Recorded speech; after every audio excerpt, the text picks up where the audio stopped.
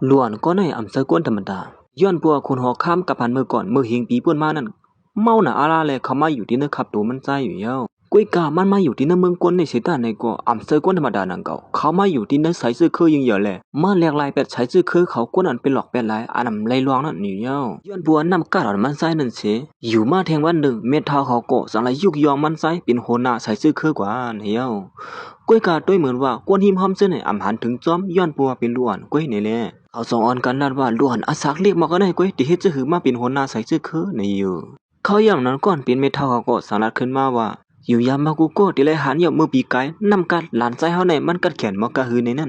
เยี่ยวก็เมทัลเขาสั่งรัดปัดแทงว่าวันเมื่อไหร่ที่ยุกยองหลานใจเฮาในเป็นหัวหน้าใส่ชื่อคือกว่าในอยู่เมื่อพ่ออ่านว่าที่ยุกยองมันใจเป็นหัวหน้าใส่ชื่อคือกว่านั้นก้อยหนังเก่าเขาอย่างนั้นจังมีโปลุงก็นุ่งอ่อนหลานใจเก็บเล็กมันนั้นฮอดมาถึงที่ในมาลาติเมทัลในว่าตึกมีหลานใจแทงก็นึงลืมเปียเดียวค่ะแน่ในอยู่ย้อนบัวไอหลวนก็ได้อาศักที่อย่างเลยสิไอหลวนก็ใน12ปีอย่างสิ12ปีได้อำเจอหนึ่งเก่าอาศักมันเลย12ปีไอหลวนก็ได้อาศักเลย6 ขวบก้อยในเย้าเมื่ออย่างนั้นไอหลวนก็ในก็สังลาติเมทัลเขานั้นว่าหมูซุ่มเขาสองก้อนในอำซื้อมาลีในเย้าตอนตาไอหลวนก็ในก็สังลายไปคำหาสีคุบก้อมน้อมไว้ไผ่นาเมทัลเขานั้นกำเหลียวปอกในข้ากว่านอกเมืองมาเลยคำมันนับยาเมทัลอยู่ค่ะนะเห็นในวันนั้นเมื่ออย่างนั้นเมทัลเขานั้นก็เลยหันลองอย่างงี้ไอผู้ชายก็ในเลยสังลายลุกออกมาหลานมันขึ้นมาเยี่ยวก็สังลายขึ้นมาว่าอ๋อเมทัลต้องไร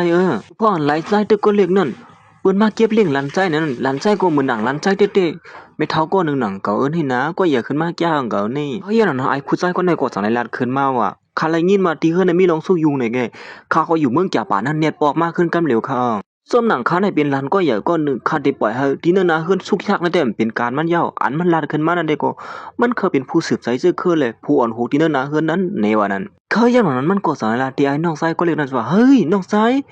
น้องชายตึกก็เรียกอยู่นะลองในบีไอเดียเฮาน้องชายเลยมาหับหน้ากันเฮือนทุกข้าลองซึ่งในแต่เป็นการมันก็ยาวเห็นในวันนั้นน้องชายตึกก็เรียกหับหน้ากันเฮือนเจอในแต่ไปกึ่งตานน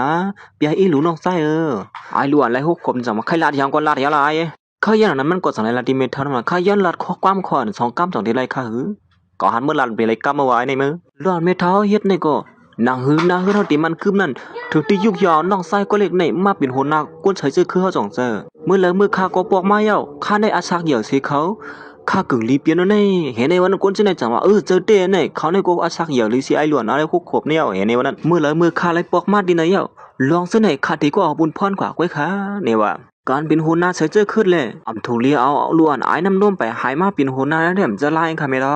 เขายันนั้นเมทัลในก็เหมือนอำยอมหายในหนังเก่าสารขึ้นมาว่าล้วนลันไส้ปอกมาแต่เมทัลก็ยินจ้วมอยู่ก้อยกาดมายาปังป้อยยุกยองลันไส้เป็นหัวหน้าใช้เสื้อขึ้นนั่นแหละตื้นน้ำไหลละละเมทัลเลยมากมาด้ว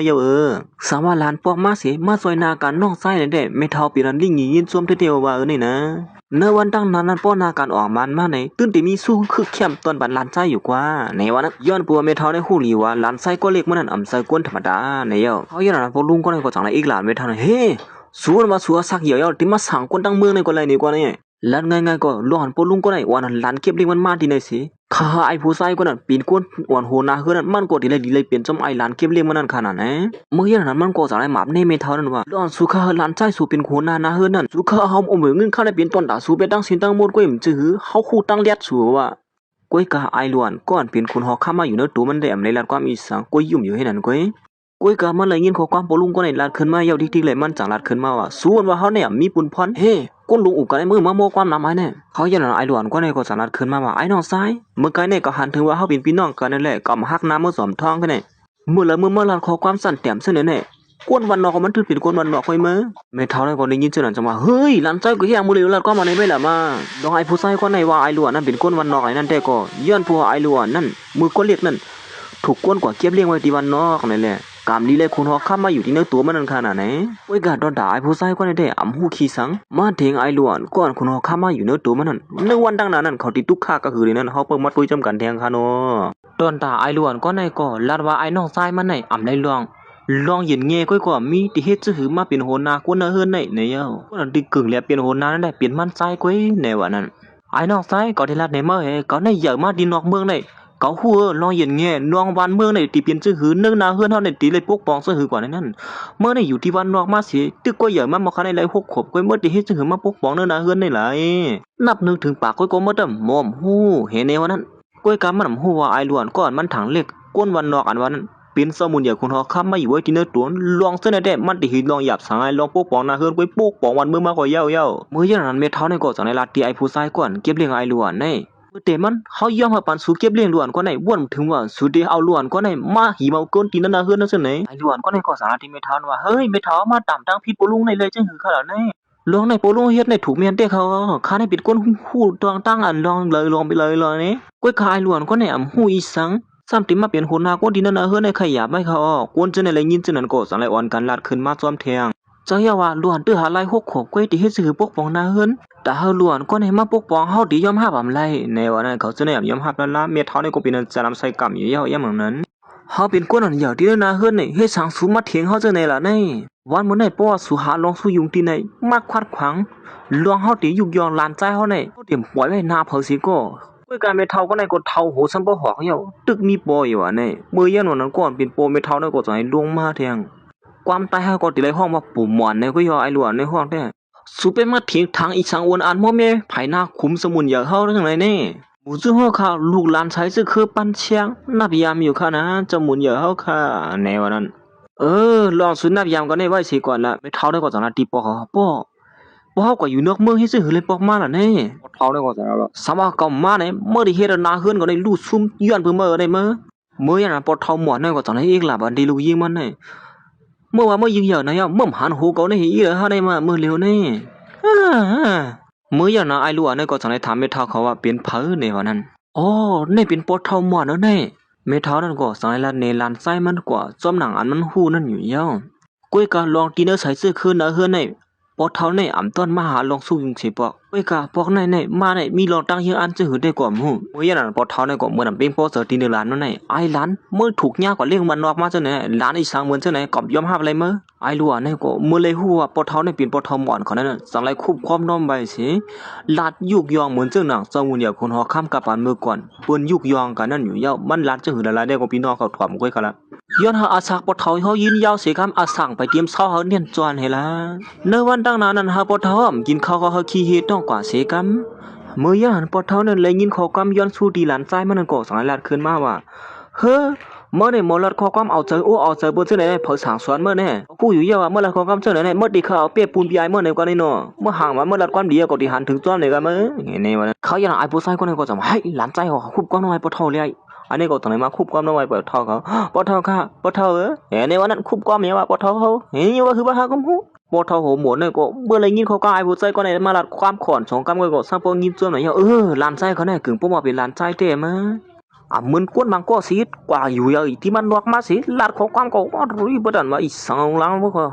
็เป็นลูกหลานใช้ซื่อคือเฮาเหมือนกันก้อยก็ให้สังมันเปียกเบิ่งกันมาไอ้ดวนในก็เลยฮู้ขึ้นมากำหลิวว่าปอเท้าเนี่ยเป็นกวนดองเพียงเปี้ยสังว่าตีเตี้ยมันโหนาคนใส่เสื้อคือยังเหยอะเขาในลาดเขากำในเพียงเปี้ยให้ยึดลงได้เนาะพอท้อในกว่าปีโป้ใจลงขึ้นมากำเลยเฮ้ยไอ้ล้วนคนในที่สามปุ่มมีลองอย่างเงี้ยยี่แล้วได้มาเสียคนจะไหนถึงป้อเป็นก้นวันนอกเตะมึงเหยอะที่วันนอกก็เป็นก้นวันนอกให้มึงก้นจังไหนมาอยู่ที่เนื้อเวียงก็ลาดเขากำจังไหนมันจันเตี่ยมั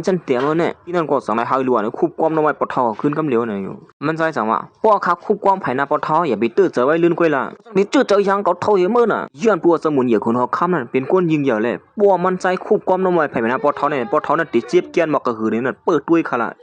เมื่อเคยเป็นเช่นนั้นก็เฮาได้คุบความน้อยก้อยไอ้ล้วนก็ในย้อนปัวเป็นสมุนอย่างคนเขาข้ามาอยู่ที่ตัวมันเลยสามารถควบความน้อมใบไผ่นาปลุงก้นเท่าได้เนี่ยลุงก็ในตีเลยตกงลายอันประมาณนั้นเยอะก้อยกับหมูซุ้งเขาในอ่ำหัวไอ้ล้วนเนี่ยเป็นก้นเจ้านั้นแหละเขาก็จะในหาล้วนนะควบความน้อมใบไผ่นาปลุงในกำเหลียวในอยู่คู่ไป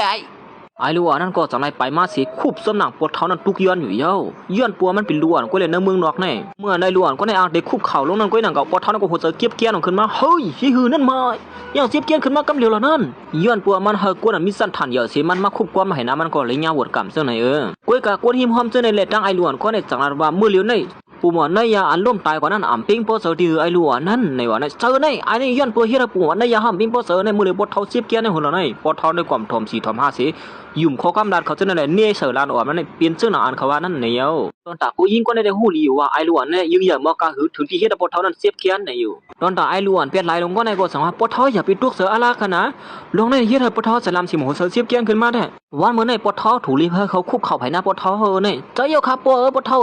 คู่ไปไอ้พอเท่าในก็สั่งว่าเมื่อคู่ข่าวเท่าหน้าก็เลยว่าเว้ยก็เป็นปกไม่ได้คู่ข่าวตัวปูมวนในยาเขาอารมณ์หายใจกว่าเช่นนั้นตีเนื้อไผ่หน้าคุมเขาได้กำเหลียวเย้านี่อยู่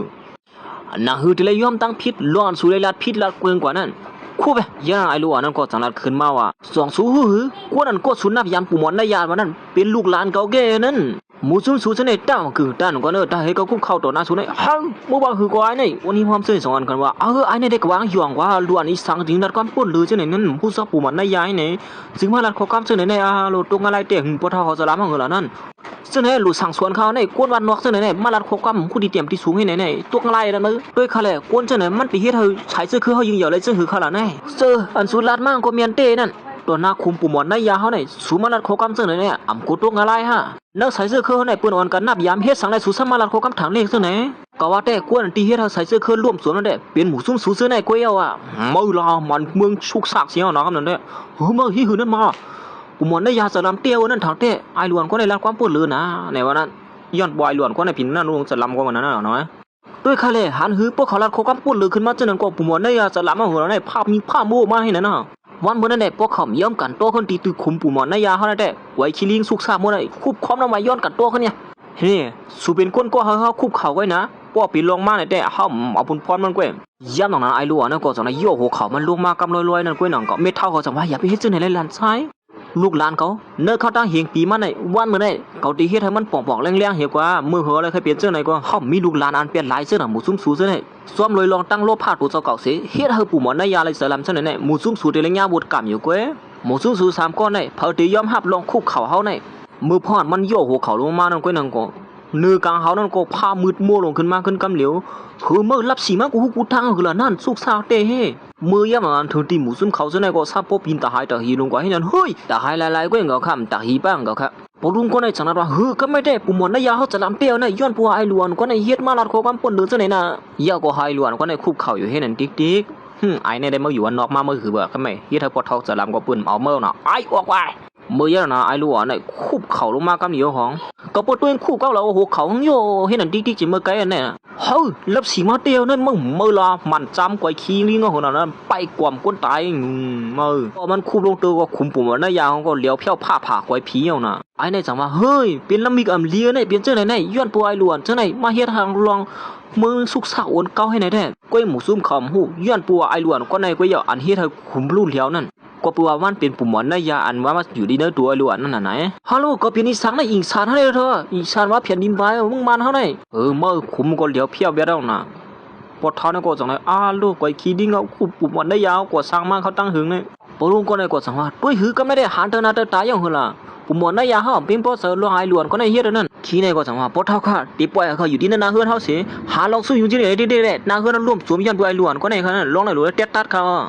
กวนที่ไรกึ่งเป็นโหนหน้าใส่เสื้อคือเขานั่นเทก็เปลี่ยนลานไส้ก็ในกุ้ยเขากึ่งลีเลียบเด็ดเขาเนี่ยลองในปอเท้าเขาวนด้วยดีลีเขาเลยนะไม่เท้านั่นก็สังละตีปอเขาป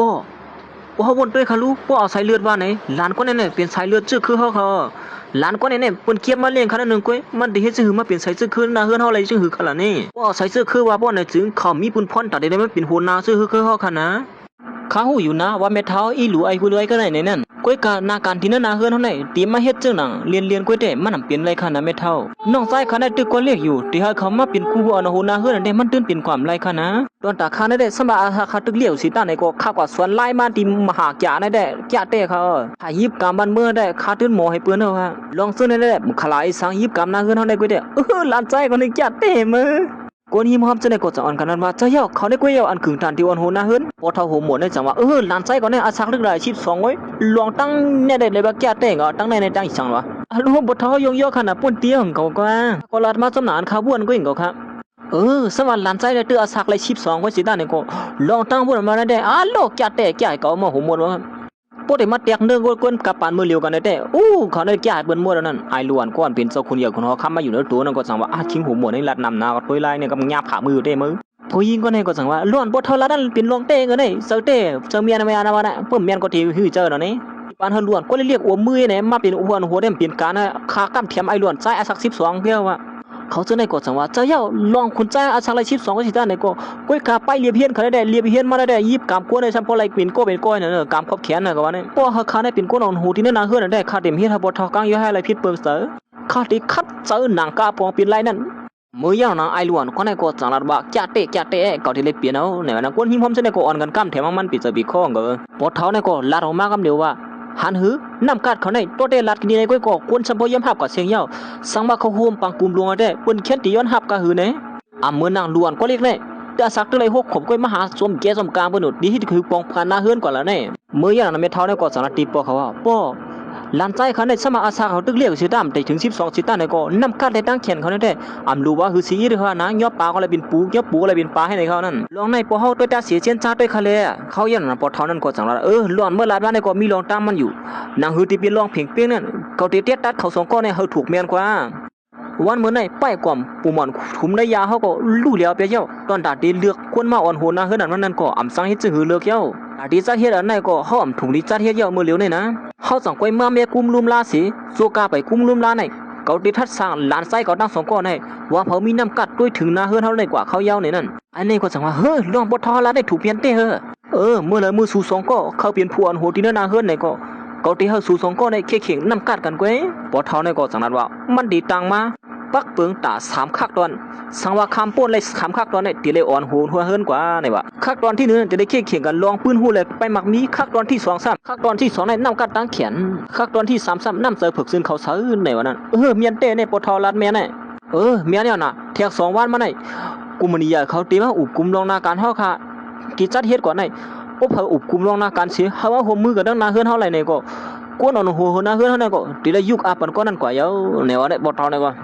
ปอบ้านปางกุมหลวงนั่นสู่สองก็เอาน้ำกัดตั้งเขียนไผ่ไปมักมีสู่นั่นที่เฮ็ดจัดเฮ็ดจังคือในก็เอากว่ากับสืบเนเปิ้นเลยเฮ็ดในวันนั้นสังว่าสู่ก่อนเนน้ำกัดตั้งเขียนไปนาการพลเกียกสู่ในก็ก้นก็นั่นที่เลือกเป็นเยาในวันนี้ไอ้ในก็ลาดขึ้นมาครับเนี่ยปอดเท่าค่ะอย่าไปไม่เสือขาตื้นตากับเหลียวลงได้แดมมีลองหยับสังจ้ามาแล้วเหือไอ้ล้วน6ขบนั้นก็เมื่อวันมาเมื่อเขียงพี่ไอ้แม่แล้วก็อยู่อาปานเหี่ยวละยอมสู้มือเหลียวก็ไล่อยู่นะกับบ่หางเมื่อก็ฮะควรจะนึงค้าในดิกูตื่นจ้าเอาเฮาเนี่ยเลี้ยวันนี้ก็จ้าสู่สองก็พี่น้องมังโหกันเพื่อเพื่อเปี้ยก็นั่นอยู่นั่นน่ะคักตอนที่1ได้สู่จะได้เขียงกันจังไหนอ่ะปอทอกังย้อยข้าเต็มเฮ็ดถ้าปอทอกังย้อยเฮาไหลกวงเขินมันหลุดเป็นไหนอ่ะมึงตอนด่าเขาสองก็นั่นแหละเปียดมันอกมันเซอไว้อยู่เยอะก้อยกักขำหัวไอด่วนก็ในตีกัดเขียนมอกะหือนี่นั่นเขาตีหู้ขี้หู้ตรวจเขาก้อยลีเขาเจอเขาสองก็หน้าร้านนั่นแหละที่หู้ลองเก่ากว่าเยี่ยมนั้นเขาสองก็มาตึงปางกันเยอะหลานซ้ายเที่ยง2-3บ้านได้ที่ถึงเยอะนะมันบางป่วยนั่นข้าซ้อมหลังปอลุงในปอทอในมาเข้าตั้งสิมือก็เรียกเว้นลองหน้าการอุบโอลองหน้าการนั่นแหละข้าตื้นคึกเข้มตื้นแก่แขนอยู่แล้วค่ะอย่าไปไม่เสิร์ฟลองได้แหละตื้นเดี่ยมให้เราพิรุธพิดเปลืองย่างนั้นผู้ยิงก่อนเป็นลูกยิงปอลุงก็นั่นก็สั่งเลยลงมาเสียว่าปอเฮาอย่าไปไม่เสิร์ฟข้าลองในข้าตื้นตีจอยแถมกำแถมน้องไส้ในไว้ค่ะน้องไส้เฮาในคึกเข้มบ่กันได้ดีกว่าแตกเนื้อตั้งไอ้ส่วน6ขวบดีกว่าอะไรซึ่งหือใช่ยังค่ะพี่นั่งลงเฮาลงเตะเมื่อในเมื่ออยากจางมันก็ทางกับด้วยนางก็เลยอยากจางเมื่อไอลูอ่อนนั่นตีเขาเข่งซ้อมกันตั้งไอลูอ่อนโก้นั่นในก็เขาซึ่งในตีอยู่ภายหลังเซซอยแถมไอลูอ่อนเปียลายก็ในเย้าซึ่งหือก็เย้าปังเข่งปองนั่นได้เขาตึ้งติดซุ่มกันสุมันมานะวะเขาย่ำของนั้นปอเท่ากลางโขนในก็จังในฮอดมาถึงปอเท่ามานั่งให้ก่อนได้จ้าในเขาก็ค่อยนั่งในเมื่อไกลในขาคนมั้ยปังป้อยนั่นก็ตีฮอดมาถึงมือพุกในปังเฮียนตู้ไว้ซึ่งหือละลันไส้ปอเท่ายุ่มซะว่าลานไส้ในตื้นเอาเป้ไล่ลองอุบกุมกันดังเจ้าของกุมณีใหญ่เขานั่นตีตื้นมาโฮมนาการกันตั้งเฮายุ่มห้างหล่อนปอเท่าใครว่าในเสติฮะนี่โอ้ปอปีนั้นได้แก่เขาเนี่ยนะ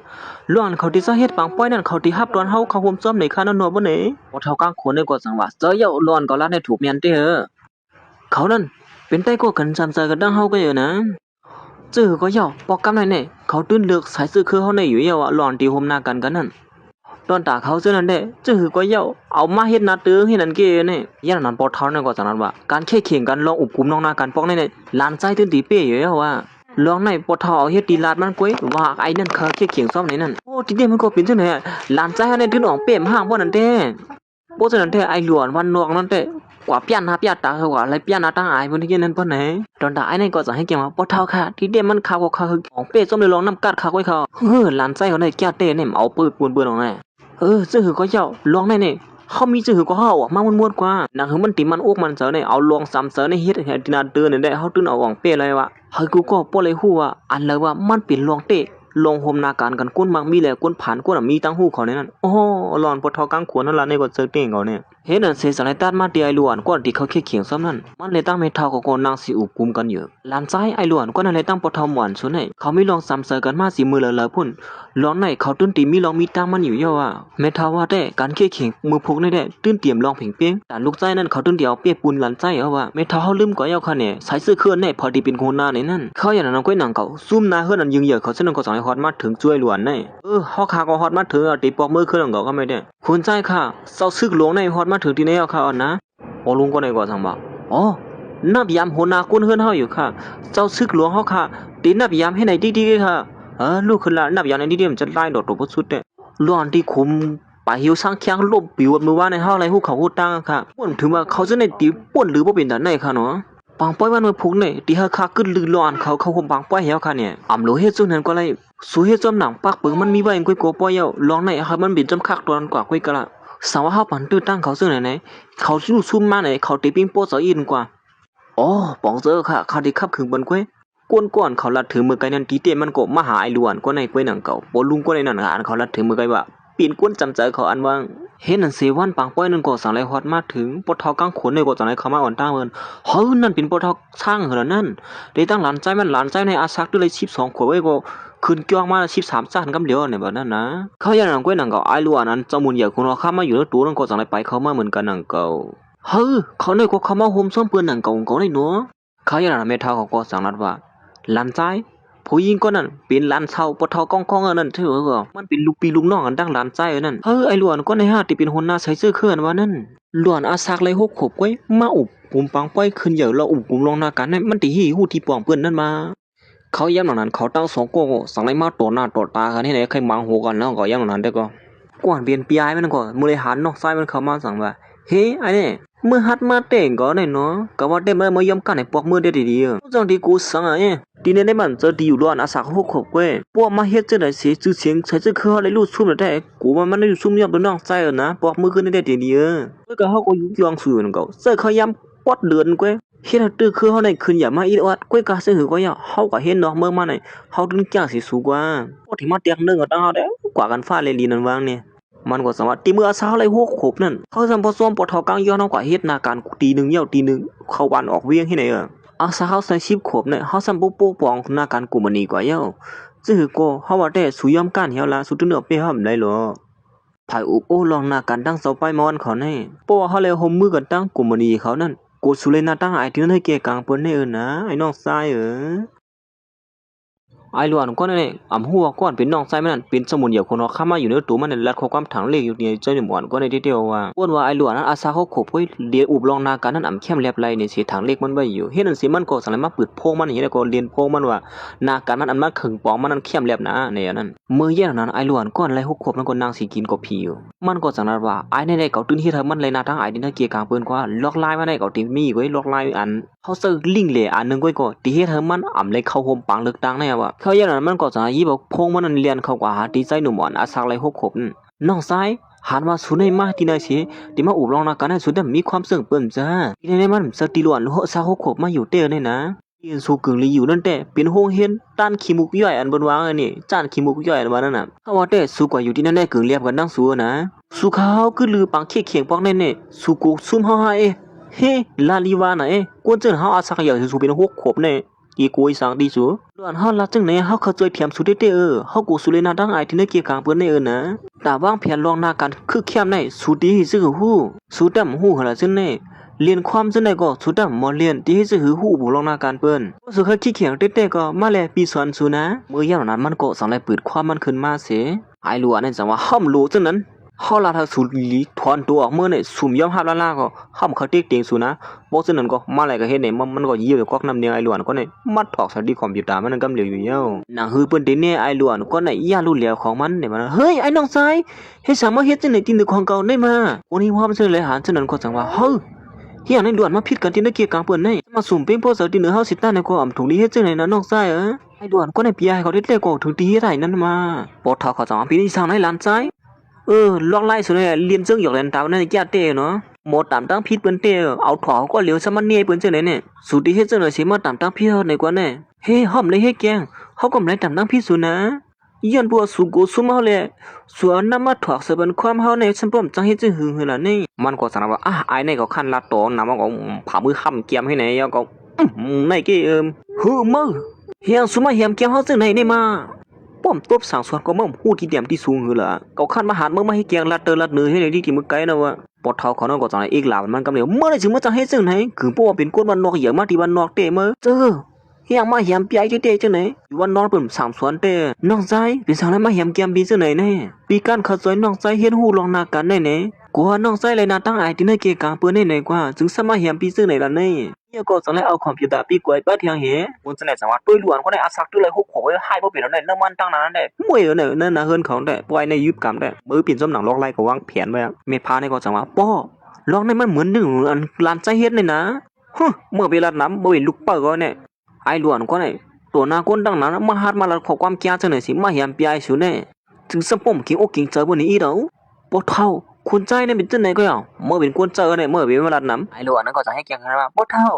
เท่าอย่าไปว่าน้องใจเลยนะน้องใจนั่นน่ะสักตุ้ยเลยฮุกโขไว้ขอมไปฮู้สังลองในข่าวก็เอาดังพี่ดีอย่างที่เขานั่นเห็นนี่ว่านั้นคำกึลีมาสั่งสอนเขาซึ่งไหนคำปิ้งโปสเตอร์ที่หนึ่งค่านี่ก็มันเป็นตั้งพิษค่าก็เองเขาค่านี่หลานใจเขาได้เลยว่าจะลีเต้นี่เนาะเหมือนก้นมังก็สิหูกูมูลสิสมาเหียมันปั้นนาก้นนั่นสั่งสอนเขาซึ่งไหนกูจะได้ว่าจะเอาการขึ้นมาเทียมว่าอาสามองในก็สัมโพสเตอร์ให้บ่เป็นแต่แน่เนาะใส่เสื้อเครื่องสูนเนี่ยสั่งสอนกันจึงหือในเนาะหลีอ้ำเจ้าย่าว่าเปิ้นกันมาจอยแถมสามารถตอบแทนเปิ้นผามือห้างเกียมมันจังไหนก็โอ้หลีอ้ำมันคนอีสังจังไหนบ่ทอเขาก็มื้อละยินขอความคนที่มอมซึ่งนั่นก็จังไอ้หลาบลานใจมันเฮ้ยไอ้ในมื้อในมือจะมาฮู้ในวันมื้อในมื้อเฮ็ดอีสังนั่นเฮาติมาอูบลองนากันในมื้อสมาหาลองซุยุงซึ่งไหนกวนอยู่ที่นั่นเป็นเจ้าของกุมดีอะไรแน่เมื่อติมายากจื้อเสียงใส่ซื่อคือเฮารู้แล้วย้อนปืนมากกว่าเหลียวเฮียเนี่ยเจ้าย่าข้าบ่เท่าจื้อเสียงเฮาในรู้แล้วย้อนไอ้หลวนก็ได้บ่ปล่อยไปอีกค่ะนะพอทำหมอนเขาวนด้วยเขาแหละไอ้หลวนก็ไหนมันอยู่วันนอกมากกว่าเฮ็ดตัวเหมือนก้นวันนอกนั่นเนี่ยเขาเลยสั่งสอนมันเตี้ยนตังหมวนในยาเขาปวดเท่าปวดลุงอย่าไปว่าน้องใจจังนั้นนะน้องใจเขานั้นมันไปหูหางอาซักตึกเลี้ยวเขาตอนตายในก็จะให้อาสังละปวดเท่าอย่าไปเอาดังพิษน้องใจเขานั้นหนึ่งคันเนี่ยนะเขานั้นตึกก้นเลี้ยวไปหูอีสังเขานั่นลองสุเฮ็ดจังไหนปีมปามดังพิษสุนะก้อยการสุเฮ็ดจังไหนที่ให้เราซื้อเสียงเสยซื้อคือเขาเลือน้องใจเห็นในวันนั้นไอ้หลวนก็ได้จึงมาจังวันนั้นปวดเท่านั้นจังว่าซวบสวยเมื่อเวลาความนะเมื่อลูกเปิ้ลเนี่ยเฮาหลวนก็ได้คุบเข่าย่อมดังพิษดิบยายเขามือเลียวเนี่ยส่วนหนังเขาเนี่ยเป็นก้นเท่าก้นแก่ที่นั่นนาเฮือนในก้อนหนึ่งเขาตีเตียกเตียงเขามือคุบความมือเลียวเนี่ยเขาตีย่อมดังพิษย้อนพื้นสางไอ้เมื่อหัดมาทิ้งเขาเทียงก่อนให้บ่ลุงนั่นก็สั่งละขึ้นมาหลวนมีจ้างยามซึ่งไหนเนี่ยเลยส่วนกว่ามึงดิปั่นสิกว่าสั่งสวนแกเขาซึ่งไหนจ้ารวยนั่นแกแน่กว่าส่วนกว่าเฮ็ดการซื้อกันเนี่ยหลวนเนี่ยก็เนี่ยอันนี้ก็สั่งว่าย่อมดังพิษเลยน้องซ้ายปีเดียมเอาดังพิษอีสังติน้องซ้ายก็เมื่ออย่างเมทัลก็อันเดียมาหามันใจจังมาอย่าไปไม่เจอแล้วในค่าคึงกันอะไรค่ะนะค่าได้รัดเนี่ยกวนอยู่ที่นั่นแน่เป็นกวนนั้นมีชื่อเสียงอะไรแล้วกวนนั้นมีกุมารเยอะอะไรสองใจค่ะคือค่าที่ย้อนทำหมูซุ่มสูลอง1-2ไรค่ะเนี่ยสามารถค่าเฮ็ดให้ความยาดาเขาเงียนจวนเพราะว่าในจริงค่าที่มาเฮ็ดในเกียร์กลางกวนดังน้ำตั้งไหนจังไหนแค่ฮะเยี่ยวแถวลองนึงอาสาค่าได้เด้อหาไรหกขบเว้ยตั้งสูงต่ำเปียงโขงนางตีนมันตามวางไว้นั่นข้าดีที่จะหือยุกก็กำลังในหาดเสือความเขาค่ะแหละบนตัวค่ะเลยไอ้เนี่ยก็จังนั้นขึ้นมาเฮ้ยน้องไซอย่าไปรัดเจ้านั่นแหละกูก็หันอยู่ตั้งนาตาว่าน้องไซยิบก็กำลังมาหาดเสือเนี่ยตอนตายเนี่ยก็มีมชั่วนั่งก็บ้านนั้นฮะมากก็ยันถามมายินดูบ่ทันมันเมื่อใกล้เป็นพลายก็เรียนเขามาหาเขาเนี่ยเป็นสูก็คือละเขามาอุบมาอ้วเขาสินั้นทำต่างสามารถเปิดปัญหาเขาด้วยย้อนเปิดสร้างละบ่ทันว่านั้นเขาก็ต้องเตะเขาช่วยสู้เฮ็ดลองนากันได้กว่าก็สู้ว่าเขามีลองตั้งน้ำกัดเนี่ยสู้ซ้ำตั้งสลัดในเกี่ยกันก้นน้ำซึ่งเนี่ยซึ่งในสู้หาช่วยเขาตามตั้งพี่เท่าเต็มว่าพอเท่าเขาได้กลมยอมความล้านว่าไอ้เมื่อเวลาน้ำดิ้นๆเขาด้วยเมื่อไรจะเมื่อไกลเนี่ยก็ไม่หูตีปองเลยมึงเจ้าว่าลองเต็มมันกลมปิ้วมีอยู่ภายในเมื่อดีอยู่ที่ไอ้หลวนแก้เถอะแก้มันก็จะให้หลานพอเท่าเขานั้นว่าพอเท่าเขาในหูเต้เนาะไผ่เปื้อนเนี่ยหูตึงเนื้อเสียมาหาตามตั้งปิ้วเส้นไหนไปหูเตี้ยตัวอย่าไปมัดเลี้ยเตี้ยตัดกาขันเส้นไหนเลยมาพอเท่าพี่ลองถูกเมียนไหลไอ้เด็กมือวางก็ให้มาก็จะลำเตี้ยมือเมื่อเลยกูก็ว่าลองเต้มันมีอยู่ภายในไหนเขาไปเขาหูตีแน่ๆวนว่าเต้มีกองไทยอยู่นังเขาเยอะย้อนปัวห้องในใหญ่ว่าไม่ร้อนไหนเพราะเขาหูลองเต้มันเตี้ยตัวป้อนในเสือห้ามมาปืดด้วยกองไทยนั่นหลีให้ที่ได้ถูกเมียนจอมผู้ไผ่กูตั้งนั่นน่ะเขาอย่างนั้นตอนตายหลวงนั่นได้รวมลมกูสิตูสันไว้อยู่เย้าเฮ้ยหลานใจเขาเนี่ยกึ่งพวกพอทอหมอนมาเตะเนื้อตัวเต็มมือแกะเตะไอ้ในคนเนี่ยลาหลงขึ้นมาคำเหลียวน้องซ้ายก็ว่าได้ไม่อยากไปมาซุ่มขยำซ่องเสนอลวงเสนอแน่ปืนตีมาซุ่มขยำย้อนปืนเฮาให้สังอย่างเงี้ยสุกูฮะตัวห้อมกูหรอลองในเฮาวนว่ามันลองจากเฮ็ดก็หึมหลุเฮ็ดก็แล้วหลุตุ้ยก็แล้วในว่าตอนน่ะพอทอของก็ตึกป้องอยู่ว่าไอ้ในเมื่อเฮ็ดพี่มันไปฮู้จักตั้งพินมาก่อนเท่านั้น ตึกเขาบนมาด้วยเมียวหนึ่งอยู่ให้ไหนติ๊กเนี่ยมั้ยเมื่อวันว่ากวนอยู่ที่นั่นแน่ๆที่เฮ็ดจนหนังความสารเมื่อใครเคยเปลี่ยนความเจอยาวเฮ็ดพี่ตึกมาถึงความอยากความหลงมก็ผู้หญิงก็ในก็จังว่าเจอยาวเฮาหันกันกูก็ดีกว่าตัวอย่างกองไทยตุ้ยบ่ทูสังหรอไอ้หลวนก็ในก็วุ่นว่าหมู่ซุ่มเปิ้นนั่นเปลี่ยนใจมันเหี่ยวนั่นแหละจมซื้อบ่อยู่เหี่ยวก็สั่งเลยให้แกงละดีว่าน้องชายอย่าไปที่ไหนเอาล่ะปิ่มจะละมีสังน้องชายเหรอเขาอย่างนั้นเจ้าของปางป้อยนั่นก็สั่งเลยฮอดมาถึงที่ไหนอ๋อว่าคือเขาล่ะกูก็เมื่อคุณใจเขาตุ้ยกองไทยนั่นก็เฮาติปันตุ้ยค่ะนะส่วนหนังเฮาเป็นคนกดซัดเฮ็ดปางป้อยอันในนั่นเขาอย่างนั้นปวดท้องนั่นก็เล็บตีกูไว้เลยจังนั้นว่านี่ปวดเล่งหลวงในมันมีลองที่นั่นน่ะเฮือนเฮาคุยลองในมันติ่มปันลองสู้ยุงสุกก็เลยเองก็เยอะอ๋อเจ้าอยู่ลองในมันก็ไปสังกันดังค่ะก้อยกาปลุงก็เท้าย่องก็ลองในให้มันถูกเมียนจอมปักเปิงอีนึงค่ะเลยอย่าไปให้มันเกื้องไผเหลวซึ่งไหนค่ะนะเฮาว่าแต่เฮากูก็บริหารตนาตาว่าเพิ่นผิดเพิ่นถูกนั่นดีค่ะให้ไอ้นี่ได้ล้มๆกูเอาหน้าอย่างนั้นได้ก็ไว้คิลิงไอ้หาได้สุกสักหมดบ่นั่นได้มือท้อในก็จังว่าเอาว่าเลยบ่นั่นก็ปลุงก็ในก็จังว่าคุณใจค่ะเขาสั่งให้คนกว่ามาวิดีโอที่นั้นป้อไว้ค่ะนะ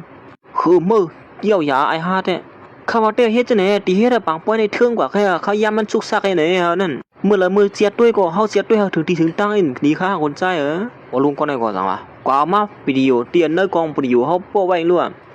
นเพราะฉะนั้นก็กูก็มาด้วยที่ในค่ะแหละมันเป็นซื่อหือในนั้นในค่ะนี่บ่ใครหันก็เมื่อเขาปืดกองถ่ายในคืนมานั่นก้อยหนังเก่ากูก็เลยหันเตนาไทถาว่าไอเปลี่ยนหลายลงนั่นเอาน้ำถอกใส่ที่นั้นกำเหลวนั่นไว้คิลิงเก่าเฮ้ยว่นถือว่าเขาที่เฮ็ดทางก็เหลวเขาเต้ลงเลยเนาะปีนางเขาว่าน้องใจอย่าไปไม่เจอนะปีหิมข้างน้องใจก้อยอย่าไปเฮ็ดจังได๋เลยนะเจ้าเย้าเฮ็ดสังลานใจกว่าเฮ็ดจังนั้นน่ะนั่นอ้อมเจ้าจังนั้นข้าเขาใครจำได้เจอน้องใจข้าไอ้นั่นก้อยเขาเนี่ยจังไหนตามตั้งผิดกันมันถือว่ามาจำเจออีสังกันกวนอีสังเป็นไรอาชักเหี่ยวชิ้นน้องใจอย่าว่าที่เฮ็ดกันว่าน้องใจมันตามตั้งผิดเบิ่งจังไหนเนาะท้อในก็ตึกเปลี่ยนใจไอ้ผู้ชายก็น่ะอีหมอเขาตึกเป็นล้วนอยู่ที่มาตามตั้งพี่ดีสังที่นึกเขาไปฮู้สังเหรอนี่ตอนน่ะผู้หญิงก็ได้กดลาดขึ้นมาแล้วเจ้าเย้าเป็นย้อนปัวไอ้ล้วนก็ได้ตั้งวางแผนการค่อยว่าทางเต้หาบุญมาหันพิษหันเปิงเนื้อปีไอ้เขาแก่นั่นเจ้าล้วนในถุงเมียนเต้เขาในก็อาดฮู้จังไหนก็ตึกมันเนี่ยแทงให้นั่นมันจังว่าหึงเขาอีแล้วว่าปอค่ะจอมหนังปอเฮาเป็นก้นเฒ่าเสิเบิ่นดินเนอปังป้อยนี่ปอเฮาได้หันปุ่นสุนตัวน่ะป่นเตี้ยเขานะศักดิ์ศรีมันบ่เตรียมทวนบ่เป็นอันแน่ปอเฒ่าเฮาตึกเปลี่ยนใจเขาแท้แล้วนี่ก็ให้เปลี่ยนใจเพิ่นเปลี่ยนแล้วใครเปลี่ยนใจเมื่อก็ปอน่ะมื้อเมื่อเป็นลูกเป้าอยู่ภายนอกสิเขาไม่อยู่ในเฮือนเฮาก็เมื่อมันไม่รับความนำที่เขานี่เฮ้ปอเท้าบ่เฮก็เมื่อไกลในปอเท้าลัดลืมกว่าฮะปอเท้าลัดว่าไอ้หลวนก็ในตึกเปลี่ยนหลวนก็ในจื้อหือตอนดาคาในอาซักตึกหาไล่ฮกขอบก็ปอเท้าเดี๋ยวตั้งพี่เธอไล่ไงล่ะเมื่อไกลนี่ปอเท้าลัดว่าหลานใจก็อยากปอเท้าในยืงเหยื่อน่ะในหั่นล่ะเหมือนก้นดวงนี่ล่ะเฮียงมื้อเหลียวให้มาเป็นดูอ่อนน่ะเจ้าหนังเฮาตั้งสองก็เป็นลูกพี่ลูกน้องกันจังไหนเขาถูกลือแห่กลางบันเขาก้อยกาเขาสามารถตั้งพี่เขาจังไหนนี่ตอนดาขี้ในก็จังว่าไอ้หลวนเมื่อเวลาน้ำเมื่อไปมาเกียร์เลียตัวอยู่เยอะเขาเกียร์เลยดีเหรอเขาละลองเป้กันเลยพอเท้าละอยู่แต่เสียมจะหาว่าที่เฮ็ดลองถูกเมียนลองเป็นตั้งไหนมือเลี้ยวให้เหือลองเป็นตั้งพอเท้ากวางเลยมั่วแล้วล่ะกูเฮียมความเสนอเลยยินจังนั้นคนลาดขึ้นมาว่าไอ้หลวงก็ได้ถูกเลี้ยงก้อยความลาดในว่าแต่เนาะก้นหลวงที่เนาะลาดในมีลองมีตั้งเต้เนาะโหคนใจอะไรกัดแขนเต้เนาะหมอลาดเต้เมทัลเขาก็สั่งว่าลานใจหลอนลานใจเมื่อลาดเมื่อไกลเนี่ยถูกเมียนเต้นะลาดได้ลีเดียวอ่ะไอ้เนี่ยก็จะลำสีลาดกูที่นั่นเสริมมาไอ้นี่มึงมาลัดที่นั่นเกี่ยวกับกูนำสิเฮ้ยก็เลยน่าตั้งไอ้ที่นั่นเกี่ยวกับเพื่อนนี่ฮะขี้เนี่ยก็สั่งลัดขึ้นมาเทว่าพอเท้าก็หันอยู่เหรอด้วยรู้ไล่ลัดก็ไอ้หลวนก็ได้ตัวมองในก็ลัดก็เป็นแต่ในสมมันก็อย่าขึ้นมาเทียงไหนได้มันเฮ้ยเท้าในเอาเปียปูนเขาไปที่นั่นเขาเนียนลืมมันออกขึ้นในเด็ดที่ลีเขานะในวันตั้งนานที่เปียปูนเขาหมดนั่นเมื่อเลยมือเขาลัดเนี่ยว่าที่ให้ลองเพียงเปียงไหนเขาก็ที่ให้จอมกว่าเมื่อเลยมือลัดแล้วความกวนใส่หูหวงอะไรมาก็ก้อยก็ซื้อหือก็ย่อกำอยู่มาไอ้หลวนก็ได้มันตีกัดมาก็คือเนี่ยมันเป็นคนมันนอกขนาดนึงก็มันที่เฮ็ดแลนะการหลวงนี่จื้อก็หลานใจอยู่เนเวียงก็ได้มันตึกป้องกันเด้อเลยคำเดียวมันที่เฮ็ดจื้อมาแตกนึงเลยล่ะคิดแน่ก็จังว่าหลอนปะท้อลัดในถูกเมียนได้เขานะเมียนเต้คุยก็ได้ก็จังว่าน้องซ้ายอย่าไม่เจอไอ้นั่นเขาลัดหลายๆเรื่องซบเขาให้หมอลัดแก้แขนน่ะก้อยการลองเฮ็ดได้เขาหมออีเดินลัดหลายๆแขนว่าเนี่ยเจ้าว่าหลอนพี่น้าลัดนั่นถูกเมียนเต้เขาได้เฮียนจันสูง19จันเนี่ยตัวหมดเนี่ยฮีก็อะไรก็มึงไอ้หลวนก็ได้ตึกเรียนไส้ที่บ้านนอนมันดีคึกคักเลยเนาะมาสูงหมู่ปีจุ่มน้องกวนที่เข้ามาห่มปังไว้หาข้าวันมื้อได้ผู้ปืดปางเกี้ยวขึ้นมาก้อยน่ะกวนอันที่เข้ามาห่มปังไว้ตั้งเสียงนี่เขียนต่อขึ้นมาซับเลี้ยงลัดในปันลองหน้ากันเจ้าเก่าอันคึงปองมันสีกำค่ะคุณใจเฮาขึ้นมาแก่สีกำแก่ขึ้นมาค่ะเลยไอ้นั่นก็ยกขึ้นมาที่1เขียงกำเดียวนะข้ามาสุงค่าล้อนค่าที่มาซับในลองหน้ากันมื้อได้ก็เป็นหน้ากันเจ้าหนังพี่น้าเขาตีคู่กันอยู่ค่ะเนาะลองกันลงอลังตัวโจลุมผ้าเฮ็ดได้ป ป้อกวนเขามาลงอลังซ้ำเฮาป้อในซึ่งเฮาขาดได้ตื่นลังมันหมอกกะหือนี่นั่นนำต้นไม้ในหูปาก50ในเฮาก็ได้อยู่3ปาก50ในเขาจมหนังเฮาคาควรคว้ามาด้วยในแต่ก็1ปีได้นำต้นไม้เนี่ยจะหือก็ตื่นไหลอยู่3แสนเฮงล้านนั่น3แสนเฮงล้านก็หือมาโอ้คนใจเขาได้หมดซับเลี้ยงเตเนาะสองเฮ็ดได้เปลี่ยนหูเนาะดีของอ้ำเตเนาะไอ้ล้วนก็ได้สอนได้ขี้เข่งเลยนั่นนางหือกูก็ตีป่องเสเลยหันตะนาเตตานั่นคาตีมาซับเลี้ยงลัดในปันหือหันเตตากนี่เขาเหมือนจังน่ะว่าตื่นล่างในมันล่วงขึ้นเหมือนนั่งขันข้ามมือแล้วเนี่ยเฮาขาดได้ล่วงตื่นจะหืออะไรน้ำตอนมันนำเลยนั่นพี่น้องเขาก็ตุ้ยตีในเฮ็ดจอมสังอันคาวาในขณะเอ้าแก่ได้โอ้ลั่นใจในแก่ได้มึงบ่นำถึงว่าคุณใจในอาศักตัวอาชีพ2โขก้อยก็สัมบ่หมกขึงปองหน้ากันเจ้าไหนเยาลงมอโอ้แขนเต้นอกซ้ายแขนเต้มันโนเป็นนายกว่าหลานใจเก่ายังหาไอ้ล้วนก็นายก็สามหูกันลงตื่นเสมาซับเลี้ยงลาดข้อความที่เหนือเขียงนั่นนะว่าเก็บก้ามก้อยสหันข้าหือตื่นล้านตีคาราในปุงขึ้นสูงเตะแก่เต้หลานใจก็ได้มึนในกว่าเมื่อก่อนโอ้บ่นถึงว่าสัก12ขุก้อยหมดด้วยการเงินจังไหนเห็นเนาะในวันตั้งนานเนี่ยเขาตื่นเป็นภูมิมากวนมีมาห้างเย้ากึ่งเพราะว่าเป็นสายเสื้อคือคนยิงใหญ่เต้เนาะพอทอได้ก็จังว่าเจอเย้าในหนาวกวนผู้สืบสายเสื้อคือมันตึงตัวเปลี่ยนนายกว่าเมื่อก่อนกล้วยหมูซุ่มขำหัวตื่นล่างนั้นตีพวกคิดลงกว่าขึ้นเนี่ยตึกมีดังเสื้อกันไว้อยู่เฮ็ดนั้นหลานใจเฮาน่ะจิมบ่คนเรียกก็บ่ฮู้ลองกันลงตื่นเย้าลงมาอำเฮ็ดให้หมูซุ่มเฮาได้เลยผิดเปลืองเต้ลงเมื่อยันตอนตาเมทาเขาแท้ไม่เสือตอนตาหลานใจมันสมัครหลานใจเฮาในกัดแขนกูซื้อกูลองก้อยกากันลงตื่นนอกเมืองนี่แด้กูขอมเขียงไรก็เยาว่าในปีนั้นไม่เสือไว้อยู่เขาอย่างนั้นมันใจก็สารทีเมทัลขนาดว่าเมทัลเขาอย่าไปไม่เสือคาลองได้แต่คาตื่นหู้อยู่เยาว่าการลงตื่นนี่มันเป็นชื่อหือแน่โอ้ยินจมค่ะ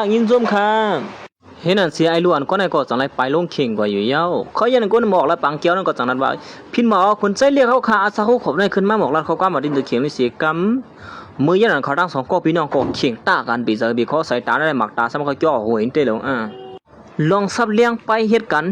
นตอนตาล่วงตื่นต่างเวียงนั่นเผอตีออกเป้เนี่ยนั่นเขาบ่มาตุ้ยจมกันค่ะไอ้ล้วนก็ได้ปีนั้นเปียงโปเจอไหนอย่าเปิ้นยองในบ่นั้นข้าอย่างไอ้ล้วน6ขวบเลยก็สังในการขึ้นมาดินเขียงนั่นกำเดียวอยู่เย้าผู้หญิงก็ได้ก็สังว่าอาซักตึ้งเลย6ขวบไว้เขาได้เฮ็ดซึ่งฮู้กันลงตื่นนี่ยันบ่ลงก็ได้จังว่าบ่ท้อด้วยค่ะลูเดินหนักขึ้นกว่าที่นึกเขียงก้อยก็จำหางเฮียนอีสังขึ้นสิเมียวคิดซึ่งซับเลี้ยงในบ่เอิ้นกันลงตื่นนี่อันนี้ก็สังว่าน้องซ้ายเมื่อไกนั้นปีเฮ็ดเหนียเอิ้นนะกำไรถึงกำน้องเฮ็ดเนเปิ้นเลยเฮ็ดให้เปิ้นเลยฮู้เลยว่าน้องแก้มมากะหือนี่นั่นมื้อเหลียวในสุหางเฮียนตูซับเลี้ยงลัดเนเปิ้นจึงหือพ้องเหี่ยวล่ะลองไล่สุมีจึงหือทำหันออกมาล่ะเขาอย่างนั้นมันก็จังนั้นว่าห่อมและหางเฮียนอีสังตาติมาเที่ยงลองนึงห่อมโลเซอร์ลองไล่จึงนั้นเฮามาลาออกให้ไหนก็ตื่นติเปลี่ยนจำหนังเฮาลาดน่ะอำหางเฮียนมากันมาดิเฮ็ดจึงหือมาซับเลี้ยงเนเปิ้นผู้หญิงก็ในก่อนลาดขึ้นมากำเดียวนี่ที่ในเปิ้นลาดลองหน้ากันนั่นซื้อที่เปิ้นมาเรียนก๊อกแก๊กเว้ยปอทอเขานั่นก็สังว่าที่นี่เป็นเข่งการไปมักมีเฮ็ดสังเมื่อสังมาขึ้นมาเดี๋ยวก็หำลาดีสังมาถามว่าป่วยสังล่วงเมื่อนี่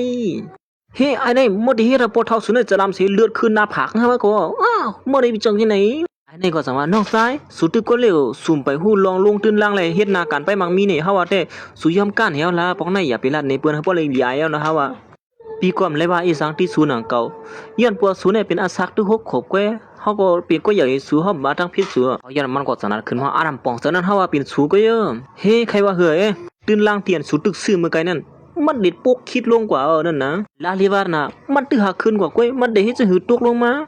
ถามมันเหมือนขานข้ามโยกขึ้นลงให้นั้นไอ้ในก็สนัดขึ้นมาเฮ้สุขควายเขาสีเลยลาดก็โยทางแต่หาว่าเขาเฮ็ดแคมเดียวเลยก็มาลาลีดาเจ้าหนังจ่องเจ้าเว้ยกับมาลาเขาความต่ำดันชุดตื่นล่างเตียนมันซื้อนึงก็สนัดปุ๊กคิดลงเตะอยู่เฮามือกวยคิลิงเอาซุมาล่างก็ไม่ได้อันนะไอ้เนี่ยก็หุ่มมือกวยขี้ก็ลงตื่นล่างมาไกนั่นสองสูหือกูมันเดียนสูลงตื่นล่างก่อนมาไกนั่นถูกญาตั้งพิษหมับมาเงินเปิ้นไหนตอนดาสูลองคายนึงกวยสวมเลียบเฮียนตุดีๆก่อนฮะสุสมบัติมาเฮ็ดนากันใหญ่ซึ่งหือล่ะแน่สัมหัดมาสั่งสอนอีสังที่เหนือเฮาเฮ้สูเลยซึ่งหือประทันบันนั้นก็ยันมันก็สมาเยี่ยนพวกสูเลยเห็นเมืองวันตกแห้งหนาอะไรหมักตาส่วนนั้นก็เหมือนคนเมืองวันตกเปียเทียด้วยสังก็มหานั่นนะหมุนสูโหนั่นการลงตื่นล่างวันนั้นซื้อมาเรียบเห็นด้วยหลายๆก้อยเฮาได้ลงมือเฮ็ดสิก่อน2อาทิตย์ได้เข้มเรียบก้อยขี้ก็เก่า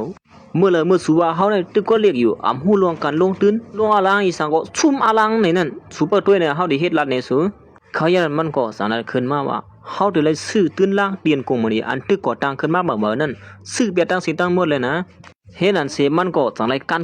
กินมาเตียนเปิ้นปักปิกไว้นั่นอยู่เย้าก็สามารถมาเต็กที่คอมพิวเตอร์เตียนเปิ้นวางแผนไว้นั่นแก้วก้ามของก้อยตื่นล่างนั่นก็ปรุงขึ้นกว่าเฮ้ยขึ้นมา15%เย้าหือล่ะใน หลวนก็ได้อาซักด้วยหกขบไว้บ่นถึงว่าติฮู้การไปมักมีของบ่เป็นแต่ไหนหนอดิอามจ้าเก็บกล้ามก้อยไอ้หลวนก็ในกดสังเฮ็ดอะไรขึ้นมากำเหลียวเขาจะอ่อนกันย้องอามไม่ได้ว่าอยู่เย้าในหน้าเก็บกล้ามนึงก้อยเฮาอะไรขึ้นมาเงินเข30ล้านเนี่ยสวนว่าเป็นจื้อหือพอไหนไอ้หลวนก็ในก้อยเรียกของก้อยเฮ็ดจื้อหือเลยหมอลงตื้อแลหน้าการมันคือเข้มบ่เป็นไหนในมาควรหิมหอมจะในก็อ่อนกันย้องอามมันได้ว่าเย้าเก็บกล้ามก้อยเขาเลยเงินมาเป็น30ล้านกำเหลียวไหนมาเมื่อเหลียวในคาดิมาซับเลี้ยงบันเนกูก็ลอกไล่ตอนตาเฮาที่ไรน้ำเมียน้ำตอนมาเหมือนซึ่งว่าเฮาเฮ็ดจะหือไรแล้วเมียน้ำตอนมันมาไหนนั่นเขาย่านมันก็ซับเลี้ยงหลอนมือปานผู้ปานหมอดบนมือปานคุณหัวข้ามบนป้อคนมันคนมือตุกอยากกินเสืออ่ำมีเขาน้ำตั้งกินเนมือพ่อมันมีน้ำนั่นเขาได้ซื้อไว้เสียเอาเก็บหอมตอมซื้อไว้ป้อว่ามือหมักเขาเตาน้ำป้อใครมีไหนเขาได้เก็บออกมาขายผู้หญิงก็ได้สั่งว่าเฮ้ยเมื่อนั้นกะปาละปานหมอดไว้สุมาหาลัดเนเปิ้นสองแค่สุมาขายอาปุ่มเนเปิ้นก็จะเฮ้ยเมื่อลาดน้ำเปิดถ่วมด้วยไอ้นิ่งลาดสองที่ได้ก่อนมันการลงตื้นนั้นมาได้อ่ำซื้อก้อมค่ะขี่เนียกเทียกเตียงกันขนาดนึงก้อยเฮาขาเฮามันถูกเมียนจ้องกูไผ่กูทั้งสังวันน้ำยันน้ำต้นมันก็เฮามันขึงลีขึงใหญ่หลานเขาในแก่เตในมือลาดอย่างกับมูนั้นไอ้ในก่อนเนี่ยลาดขึ้นมาก็เดียวเฮ้ไอ้น้องซ้ายมันมาใครอาปุ่มห้ามมือเร็วแน่ล้วนเมื่อลาดในปืนมือกูปอกคนก็เยอะแน่กระปานมือเร็วแน่สวยเศร้าหายเอานะมันดีขึ้นกราบมาละด้วยนาเขาในเหมือนคนใครอาปุ่มมือเจ้าตาเสียงไว้ให้มือปานกูปองนั่นก็ลอกไล่กล้าขายก็มันมีปักเปิงมันไว้อยู่ย้อนเพื่อซื้อนั้นเฮาคาก็เตมาลัดเนี่ยลองลอกไล่มันก้อยย้อนเพื่อซื้อนั้นการกล้าขายอันมันไหนเฮาก็จะไล่มืดคือจำใจกันไว้ในวันตั้งนานนั่นก็ติเลยอ่องขายมันซ้ำกันกว่าเขายาวนั่นอยู่นะเขาอย่างพอลุงก็ในก็สั่งไล่ไปออกมากูก็ค่ะจำหนังคุณใจเขาสองก็ขึ้นมาซับเลี้ยงลัดในลอกไล่กล้าขายเลยเฮ็ดหน้าการไปมักมีนั่นเมื่อเหลียวเฮาคาเลยตัดสินใจเอาค่ะนะเฮาติลงอาล่างซ้ำคุณใจก็ที่2ให้จำหนังเขาซับเลี้ยงลัดเมมาเนี่ยเฮาเปลี่ยนไรอกเลยเสียเดียวว่าเนี่ยเฮาติลงตื้นล่างตา10,000 ล้านเนี่ยเฮาโลกจมซื้อได้จัดได้เหลียวเปลี่ยนไหนก็ว่าตอนท้ายเนี่ยก็จังเฮ้ยมันเป็นก็ได้จะหืมตันใจเยอะมาหล่อนเขาลัดตั้งสินตั้งหมดเนี่ยเขาใครเอาปุ่มก้อยนั่นมันติหิมีปักมือเปลืองล่ะสุรัตว่าเฮาใครเอาปุ่มเพราะฉะนั้นสุรัตได้รู้หล่อนเฮาลงตื้นล่างเฮ็ดแน่กว่ามื้อเดซ่ามันน่ะเฮาเลยมาเงิน30 ล้านนั่นส่วนว่าเฮาในเฮ็ดเอาปุ่มในแทงกว่านั้นเพราะทันบัดนั้นสามารถมันเปลี่ยนชื่อนั้นเต้ป้อนั่นจือเฮาได้เฮ็ดให้คนบ่มักมีเขามาลงทุนล่างซำเฮาไหลก่อมซื้อย้อนเพิ่นซื้อเฮาล้านเขากำซื้อเจอแล้วเพิ่นจังเลยลงมาลอยมือซำเฮานั่นก้อยน่ะเฮ็ดนั่นสิการแข่งกันโปรแกรมที่1ไอ้ในซุ่มกันสิเป็นอันจามใส่กำอยู่ที่ไหนอยู่เฮาเขาเจอลำเต้มันเหียเอาเป้เขาไล่ไอ้นี่มา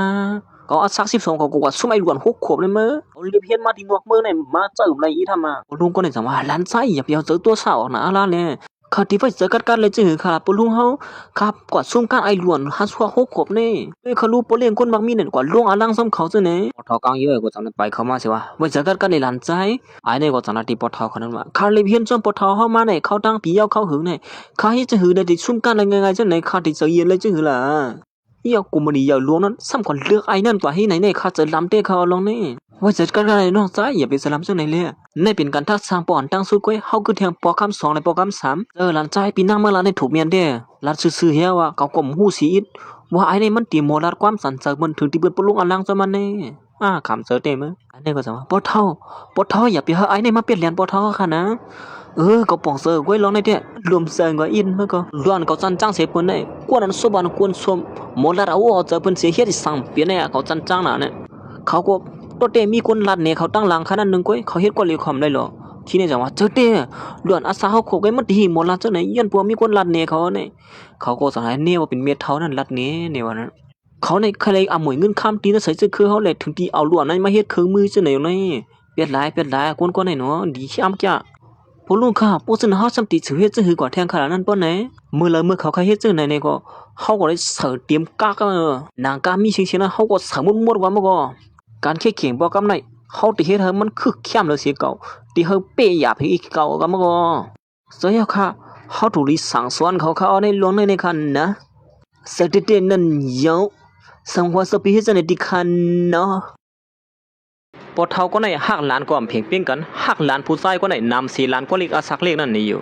เขาติมเฮ็ดปอเฒ่าเลยผิดเปลืองค่ะนะเมื่อยันหลานใจหนุ่มอ่อนก่อนเป็นกวนยิงเหยื่อนั่นก็สามารถมานั่งอุบเมนเท้าเขาโอ้หลานใจเนี่ยม่วนถึงว่าตีเขียนบ่เป็นตาไหนติหลงยันนั้นมันก็สายลัดในเมนเท้าเขาว่าลองไหนมันเตะซากไว้ค่ะสมาเขาอองเป้เขาปอกในสิตาไหนปอกน้ามาไหนเขาถึงเดียวลองเหยื่อเลยสิไหนนี่อยู่เขาวนว่าหลอนเฮาอองเป้เขาปอกในนั่นเขาตึ้นเตรียมย่องไงเขาตึ้นดิเฮ็ดให้มันหยาบเลยสิไหนนั่น การทัดสร้างโปรแกรมที่หนึ่งเนี่ยสมัครเขาเอาเป้เขาเลยสิตาในก็การทัดสร้างกว่าตาตั้งนั้นมันตีหยาบเลยสิเก่าก็คันเนี่ยนะเขาอย่างนั้นลูกน้องมันก็สั่งไรมาลัดเนี่ยมีลองอยากตัดที่มาต่างเราค่ะมีทางลัดมาสู่เขาย่ำหนังไรเนี่ยเขากว่าเสียดด้วยปืนเก็บตัวคุณใจเขาเต้เขาว่าคุณใจเขาเป็นเสือหือแหละมืออยู่ว่านอกนั่นเป็นหือพองในเขานะลอกไล่เขามีเสือเด็กเขาก่อมูเนี่ยเขาว่าแต่เขาเรียกดีตั้มบ้างแผนการอีสังสีซื่อสีลองไว้เขานะย่าหนามันใจก่อสั่งไรสั่งลูกน้องมันนั่นว่าอย่าปีนเป็นสังสุโกเปิดด้วยหลอนเขาเจ็ดด้วยในกุ้ยก็แล้วว่าสมหมูซุ่มสุดีขึงลองไล่ซื้อหือก็ย่อเขาดิสั่งส่วนสุกุ้ยเห็นในวันนั้นเขาอย่างปอทอกลางย่อยในก็สั่งไรมาปืนเขาแทงกำหนึ่งเขาได้ตัดสินเจอดิทัดสั่งโปรแกรมที่สองในดิทัดสั่งอีสั่งหลับป้อในซึ่งดิทัดสั่งห้องบวกความแหละลองปันเก่าไล่เลี้ยวหมังไล่กันนั่นเยาการทอดทางลองปืนหูเลยป้ายหันลองลอกไล่นั่นเขาติดทัดสั่งขึ้นจอมกำเหลียวในวันนั้นล้วนตัดตีซ้ำไล่กันนั่นแต่เขาเดี๋ยวว่าจัดตีกลางป่ามันกุ้ยแก่เต้นี่นะพอลองทัดสั่งเสนอได้ตีเลยหันเตอร์นาเดอร์ตาว่าพอแก่เต้นี่ฮะน่าจะตีหยอกเลียนกันแล้วอ่ะอุปูแล้วได้ไล่กุ้ยนะลองไล่ได้อ่ะไอ้นี่ก็สั่งตีปอทอนะปอทอค่ะขันได้กว่ารีบเฮียนมาเมืองวันตัวนั้นพวกลองวอกเลยนำความคือเข้มแล้วได้ขาดถึงโมยเยอะค่ะขาดเดี่ยมเฮียปอทอเลยพิษเบืองเสือค่ะนะเขาได้ก็สั่งแทงว่าหนังคือกันแค่เขียงปอกำในเขามันเป็นรองเพียงเปี้ยงเนี่ยเขาถูกเมียนจอมนั่นเขาห้องเอาก้นหนึ่งไผ่หมดเตรียมบอกเลยหมดเตรียมเพียงความสื่อสิ่งใหญ่เขามาอะไรทีไหนความคือเขียนน้ำความคือเลือกเลยเขาตื้อดินหมอเตี้ยตันอยู่เยอะในได้ก็เป็นสาลาลิงลองแตงนั่นโอ้โหสลาก้อนที่ปทห้องมานั่นก็ยำเป็นสลาไอ้ผู้ชายเปลี่ยนไหลนั่นมึงก็ไม่ได้เป็นสลาสูงกว่าน่ะไอ้นี่ได้ชุ่มมันอ่ะพวกเป็นสลาคาเต้มันมีลองจำเจอเขาว่าอยู่อันตั้งเงี้ยเลยลองนั่นได้คาตึ้งจำเจอเขาไล่อยู่ค่ะสลาก็ในเดียนี่ไอ้น้องไก่ลัดนี่มาไว้เหกูจะหนังสูนเนี่ยลัดก็ข้างๆ3 ตัวก้อยก็สูนลัดตั้งไปไล่ยำหูไปมาลัดขอความคึกลึกเลยนำความคึกเข้มละผู้หญิงก็เนี่ยจะมาก็ย่ามันละก้นมันนอกซึ่งเขานั้นป้อมบริหารตนาตาในเขาเต็มไปย่อมหับลงเตมันปัญหาเขาเขี่ยงย่อมกันมาห้องให้มือเหนียวละสลาก้อนที่มา4 สั่งสูนนั้นมาอยู่นี่ย่าหนานผู้หญิงก็เนี่ยก็สั่งไล่ปลายลงเขามาหันแคบปีนั่นเต้าน่ะลูกทางดีทางเล่าไอ้เต้นหนังว่าเหมือนไอ้ล้วนก็ในแลหันผู้หญิงก็นั่งเบียร์ทุกเสือลงกว่ากันเดียวตอนตายก่อนเป็นปีนั่นก็สลามาสู้ข้ามในทุกพันกันเรื่องกันเนาะห้อมในทุกพันกันก็หึงยาวสู้ก็ใหญ่ขึ้นมากอย่างกันเนาะเขาย่ำหนอนไอ้ล้วนอาซาหกขบในแลหันผู้หญิงก็ในก็สังไรบ้วนถึงเมย์เขามือพองมือมันอยู่เป็นเจ้าขุนหองมีตีน้ำเมืองมาหลับปันเฮ้สังไรผู้หญิงก็ในเป็นเหมือนเมย์ห้ามือปันจะพลาองเมืองนั่นมาย้อนปัวพ้องย่ำหนังนั้นเมย์เขาเลยสอนมันใส่เตรียมขอความคึกลึกเลยนำความเข้มข้าติดต้องถอดมาข้อความแมวสั่งสอนก้อยค่ะนะมือพ่อมันใจพึกไล่แล้วนั่นก็เมย์เขาซุกเสียเปิดด้วยมันใจหลอนมันใจพึกไล่แล้วนั่นอยู่เย้ายันนั้นเลี้ยวนั่นเพื่อนใจก็ปากมาสิถือยากเหมือนหูตัวเจ้าเก่าอยู่เย้ามันใจก็สั่งว่าอันนั้นก็ผู้หญิงก็ได้เป็นเมย์เฮามาตายเกิดฮะดอไอ้เนี่ยจะว่าเฮ้ยสั่งละสุหันสลาเฮาได้สิสมห้องไห้เลยสุกัวเฮห้องไห้ฮะดอกวนวันนอมตอนยามหันอีสังยืนเหยื่อซึ่งนั่นแหละหันเจ้าห้องไห้เย้านั่นนัวปุ่นเนี่ยโดยรู้แต่ไปได้ตั้นเข่งกันสัมปห้องหายอย่างหือละนั่นย้อนผู้ไออ่อนในหันผู้ยิงก็นั่นเลยเหมือนเมฆเขาเลยมันห้องหายกุ้ยน้องซ้ายสังว่าสุกูนี่ก็ย่อมกันมือเหลียวให้ก็แลอยู่นะย้อนเบอร์เซนั้นเต็มได้ละไอดินให้เกี่ยงกลางเพื่อนปอดเท้าเขานั่นก็ตั้งวางแผนการมาย้อนสั่งบ่าหมวดตามมาเปย์มาเนี่ยเมื่อเป็นรองกำลีก็เลยเปลี่ยนมาเนี่ยมือเหลียวเลยเสื้อน้ำกัดตัวเจ้าเก่าเฮ็ดเนี่ยเมื่อถึงเฮ็ดอะไรไอ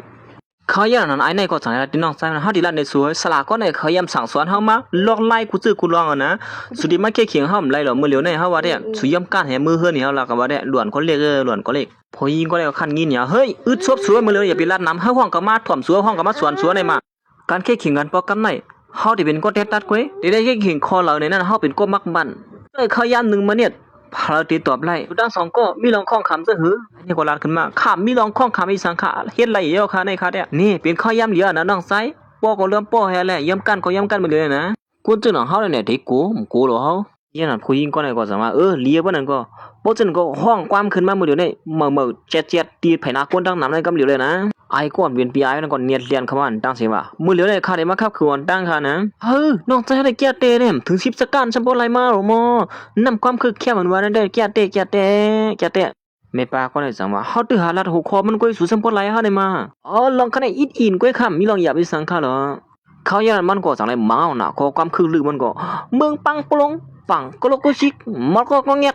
หยังก็ฮู้ว่าความนั้นก็ว่าหาก็ฮู้นั่นถั่วมันก็เฮาละขอความลำครึ่งดึกอันวางเนี่ยพอความตายก็คารำฮู้ดิปวงเฮาค่ะนี่บ่เป็นความเขานั่นได้ก็ ปุมาลัดเจอเนี่ยข้อความคึกลึกในเข้มนะ